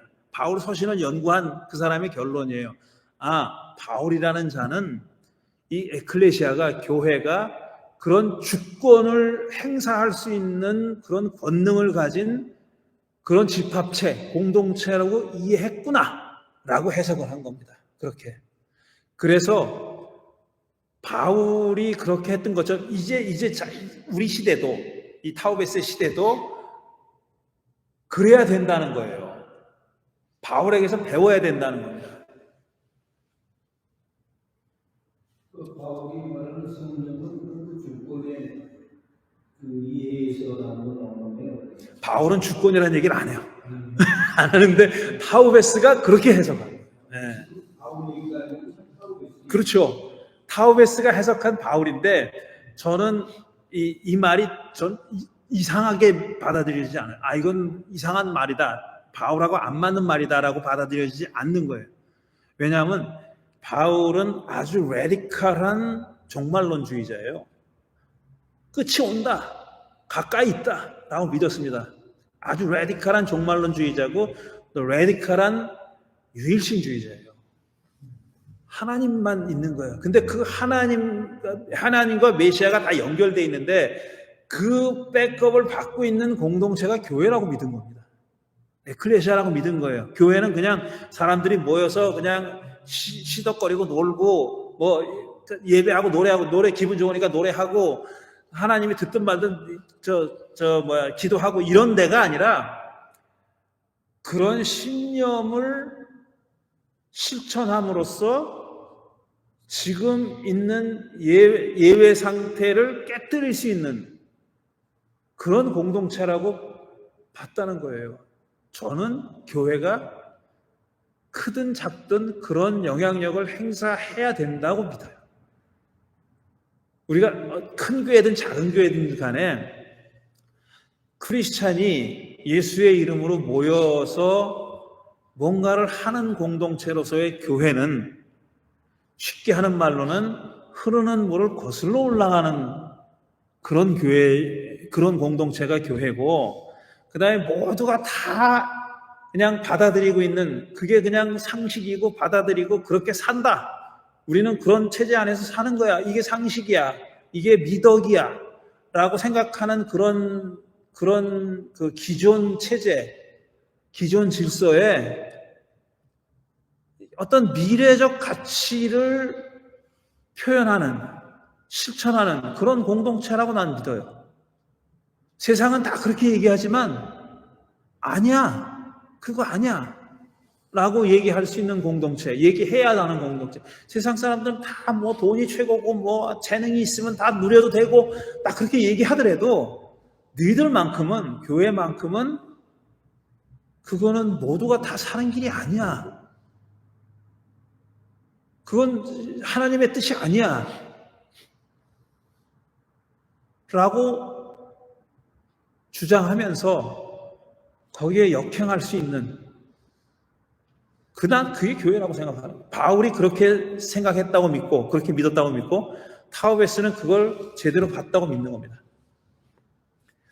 타우베스가 많은 잘못된 얘기를 해요. 그 사람 책에. 그 성서를 여두고하는 사람의 입장에서 보면은 이건 맞지 않는 얘기가 많아요. 되게 잘 모르고 하는 얘기도 많은데 우리가 건질 것만 건진다면은 그런 얘기고, 그런 얘기를 그 어느 성서학자도 이 사람만큼 그렇게 뚜렷하게 얘기한 사람은 드물어요. 굉장히 드물어요. 교회가 뭐냐? 라는 얘기를 이렇게 강력하게 인상적으로 한 사람은 드문다라는 겁니다. 뭐 욤키퍼에 대한 얘기도 있고, 뭐 바울하고 모세하고 이렇게 대조하는 얘기도 있고 그런데 시간이 없으니까 못하겠습니다. 예. 급진적이라는 말씀을 쓰셨는데 민대교 급진적 종말론. 네. 바울은 종말론자라고 하는데 조금 제가 잘못하면 근거보다 좀 있는데 급진적이었어요. 급진적이라는 말은 그러니까 첫째 어떤 뜻은 설렁설렁 믿는 게 아니라는 얘기예요. 설렁설렁 언젠가는 오겠지 이게 아니에요. 분명히 온다. 분명히 온다. 그겁니다. 급진적 모노테이즘이라는 교라는 거는 그 한 신에 몰빵하는 거예요. 그냥 신이 하나만 있네, 여럿 있네 이렇게 하는 게 아니고 그 한 신에 완전히 그냥 전력 투신하는 거. 그게 문제도 많아요. 그게 지금 우리가 그 유명한 유일신교가 그리스도교, 유대교, 회교잖아요. 지들끼리 싸우잖아요. 계속. 다신교는 안 싸워요. 다신교 사람들 그 이름은 또 뭐 인도나 얘기하고 파키스탄 얘기하고 뭐 얼마든지 얘기할 수 있지만 종교 전쟁을 가장 일으킨 대표적인 종교가 이 세 종교입니다. 근데 이 라디칼한 정말 유일신교잖아요. 근데 그거는 이 사람들은 몰빵을 해서 싸우는 거예요. 적당히 믿잖아요. 안 싸웁니다. 내가 믿는 게 진짜 옳아. 그렇게 싸우는 거예요. 문제가 있어요. 문제가 있는데 문제만 있는 건 아니에요. 역사적으로 유일신교가 그렇게 흘러와서 그렇지 그럼 유일신교라는 신학의 내용에 그런 게 다 들어있느냐? 그렇지는 않아요. 역사적으로 그렇게 흘러왔다는 게 현실이긴 하지만 이론적으로 유일신교가 서로 싸우라고 돼 있지는 않아요. 그거는 않죠. 그러니까 그거는 좀 구별해야 되는 거죠. 그렇다고 해서 그리스도교가 저질러온 그 무수한 전쟁과 살육의 만행이 없어지는 건 아니지만 이론적으로는 그렇다는 얘기입니다. 자, 벌써 11분을 초과했기 때문에 이게 예. 타오베스의 이 스토리가 되게 감동적이었나요? 예? 아니 그 굉장히 감동을 받으신 것 같아요. 저는 그랬어요. 저는 전혀 왜냐면은 우리는 이 바울이나 뭐 이런 거보다 훨씬 어드밴스된 사회에 살고 있잖아요. 예. 그러니까 뭐 왕이 주권이었던 시대, 뭐 교회가 주권이었던 시대를 지나서 우리는 그냥 일반 국민이 주권자인 시대인데 다시 교회를 주장하는 거는 퇴보적으로 느껴지거든요. 그 모든 주권은 국민에게서 나온다라고 우리 이미 다 헌법에 보장돼 있는데 그걸 다시 교회를 돌리는 게 왜 감동적일까? 이런 생각이 드는 거죠. 근데 모든 주권은 국민에게 있다라는 얘기는 정치적인 얘기잖아요. 근데 지금 타오베스가 얘기하는 주권이라는 것은 그 평상 상태를 뚫고 나올 수 있는 다이내믹을 얘기하는 거잖아요. 그러니까 모든 국민에게 있다는 주권하고는 얘기가 다른 거죠. 그 얘기는. 서버니티라는 게 주권이라는 게 그냥 아주 그냥 배타적인 권력을 얘기하는 거잖아요. 오로지 그 양반만 가지고 있는 거, 그 양반만 행사할 수 있는 그 권력을 주권이라고 얘기하는 건데 그런 주권이 민주주의 사회는 모든 사람들이 가지고 있지만 모든 사람들이 뭘 뚫고 나가서 행동하는 건 아니잖아요. 아니죠. 가능도 하죠. 예를 들면 우리는 법을 지켜야 되는 그렇죠. 법치주의가 있지만 예외상 만들 수 있죠. 모든 사람들이 다 불만이 쌓여서 체제를 전복하고 혁명을 일으키면 예외상황이 발생되고 특히 대한민국은 그걸 여러 번 경험했어요. 그러니까 그 말이 틀린 말은 아니라고. 대한민국이 특별히 나는 그 혁명을 민주혁명이 성공했던 적이 있었던가 싶은데 어쨌든 그런 예외상황은 지금 일반 국민이 해야지 그걸 왜 교회에서 찾는지 저는 좀 잘 이해가 안 돼서 교회가 할 수 있는 게 별로 없어요. 정광훈이 지금 하는 게 그런 것 같은 건데 어디가? 전광훈이 뭐 하는 얘기가 그런 따위의 어떤 교회가 전광훈이 그런 어떤 기존 체제를 뚫고 나와서 하는 게 아니죠. 그 기존 체제 안에서 최대한의 제가 하는 말은 그러니까 교회라는 게 그 정도 수준밖에 안 되는 거라서 우리가 교회에 뭘 바랄 게 있나 그런 생각이 드는 차에 교회를 강조하는 것에서 감동을 내가 받아야 되나 싶어가지고 그거는 제가 생각하는 교회하고는 많이 달라요. 그 말씀은. 그러니까 나는 교회는 그런 뜻을 가지고 있는 사람들이 모이는 데라고 생각해요. 제 생각에는 조금이라도 파열을 내는, 그러니까 그 기존 질서에 조금이라도 틈을 만드는 그런 그러니까 그런 선한 영향력을 분명히 끼칠 수 있죠. 그렇지만 거기에 주권이라는 굉장히 거창한 단어를 쓰기에는 좀 격이 안 맞는 것 같아요. 왜냐하면 주권이라는 것은 어떤 헌법에 도전할 수 있어야 되거든요. 헌법을 내가 만들고 어떤 체제가 거기서부터 나와야 되는데 교회를 가지고 우리가 헌법을 도전할 수 있나? 그거는 잘못된 것 같아요. 그러니까 주권이라는 말은 안 쓰죠. 우리가 그런 데서 주권이라는 말을 쓰진 않는데 현상은 그렇다는 거죠. 현상은 그런 일을 하는 그런 현실을 만들어내는 그런 거죠. 근데 이 타오베스는 그렇게 설명했어요. 주권이라는 말로. 왜냐하면 자기 스승이 카를 슈미트거든. 칼 슈미트가 그런 아주 역사적인 중요한 언급을 했고 그거를 패러디한 거거든. 뒤집어 버린 거거든. 그건 신이나 독재자가 했는데 아닙니다. 바울에게서는 그러니까 칼 슈미트의 주장은 신이나 독재자라고 생각하면 칼 슈미트가 굉장히 나쁜 사람처럼 보이지만 칼 슈미트가 말하는 주권은 국민이 될 수 있는 거죠. 국민이 원하면 어떤 기존 법 체계도 뛰어넘을 수 있다라는 법보다 그 어떤 그 정치가 더 위에 있다라는 걸 주장한 거기 때문에 저는 그거를 오히려 이상하게 해석하는. 근데 현실적으로는 그렇게 안 됐잖아요. 목사님 철학에서 이데아라는 말이 있잖아요. 예. 이데아 세계. 그거는 지금 목사님이 얘기하시는 교회, 지금 얘기하시는 타오베스가 바울을 교회에 대한 개념이나 그것들이 비슷한 맥락이거든요. 그거는 아닌데, 그거는 아닌데, 제가 뭐 교회라는 거를 이데아라고 생각하고 아이디어라고 생각하고 얘기하는 건 아닌데요. 예. 어플 기능의 문제에 있어서 교회가 가지고 기능이 또 뭐냐라는. 그래서 저는 기능이라는 말로는 부족하고 뭐라 그래야 되나 교회 존재 이유라고나 해야 될까? 교회가 있어야 하는 있을 이유, 교회가 존재하는 이유 같은 거죠. 네. 주권이 성립되는 어떤 그 힘의 덩어리 그거를 교회로 본다면 그게 실제적으로 삶에서 어떤 역할을 하느냐 하는 문제도 함께 부분이 돼. 그렇죠. 예. 구체적으로 현실적인 얘기를 하는 거죠. 지금 무슨 이상을 얘기하는 게 아니라 지금 현실에서 교회가 실제 하는 교회가 어떤 크든지 작든지 영향력이 높든지 좀 광범위하든지 아니든지 간에 그 교회가 존재하는 이유는 저는 그렇게 믿는다는 거예요.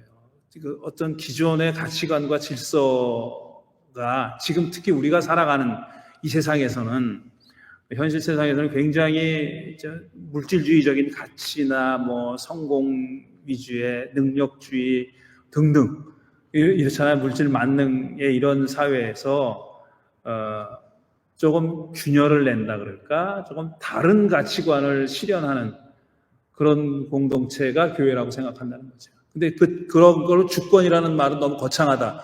뭐 동의해요. 그 주권이라는 말을 쓰는 게 너무 거창하면은 그 말을 안 쓰는 거고.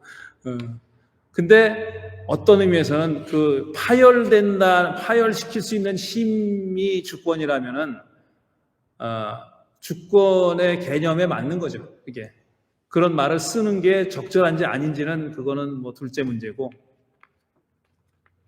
그 어떤 점이 목사님은 타오베스의 그 생각 중에 어떤 부분이 좋으세요? 제가 마지막에 그건 얘기했는데요. 그런 에클레시아가 교회가 그런 그 가치를 메시아로부터 받아서 메시아에 대한 그 충성심이 그런 가치를 실현하는 걸로 믿고 그렇게 그 기존 어떤 현상을 뚫고 나가려는 시도를 하는 공동체라고 믿었다는 게 저한테 와닿는다라는 얘기입니다. 바울이 그렇다고 타오베스가 해석을 했는데 저는 그 해석에 동의한다. 끝이 없는데 이렇게 되면은 끝이 없습니다. 여기서 끊어야 됩니다. 예. 자, 8시 19분까지 진행했습니다. 오늘 19분 초과했는데요. 예. 그러면 이제 다음에는 다음 주에는 갈라디아서 끝나고 로마서로 1장 들어갑니다. 로마서는 과장해서 얘기하면 1장이 다예요. 로마서 1장이 로마서 16장까지 있는데 로마서 1장이 전부 답니다.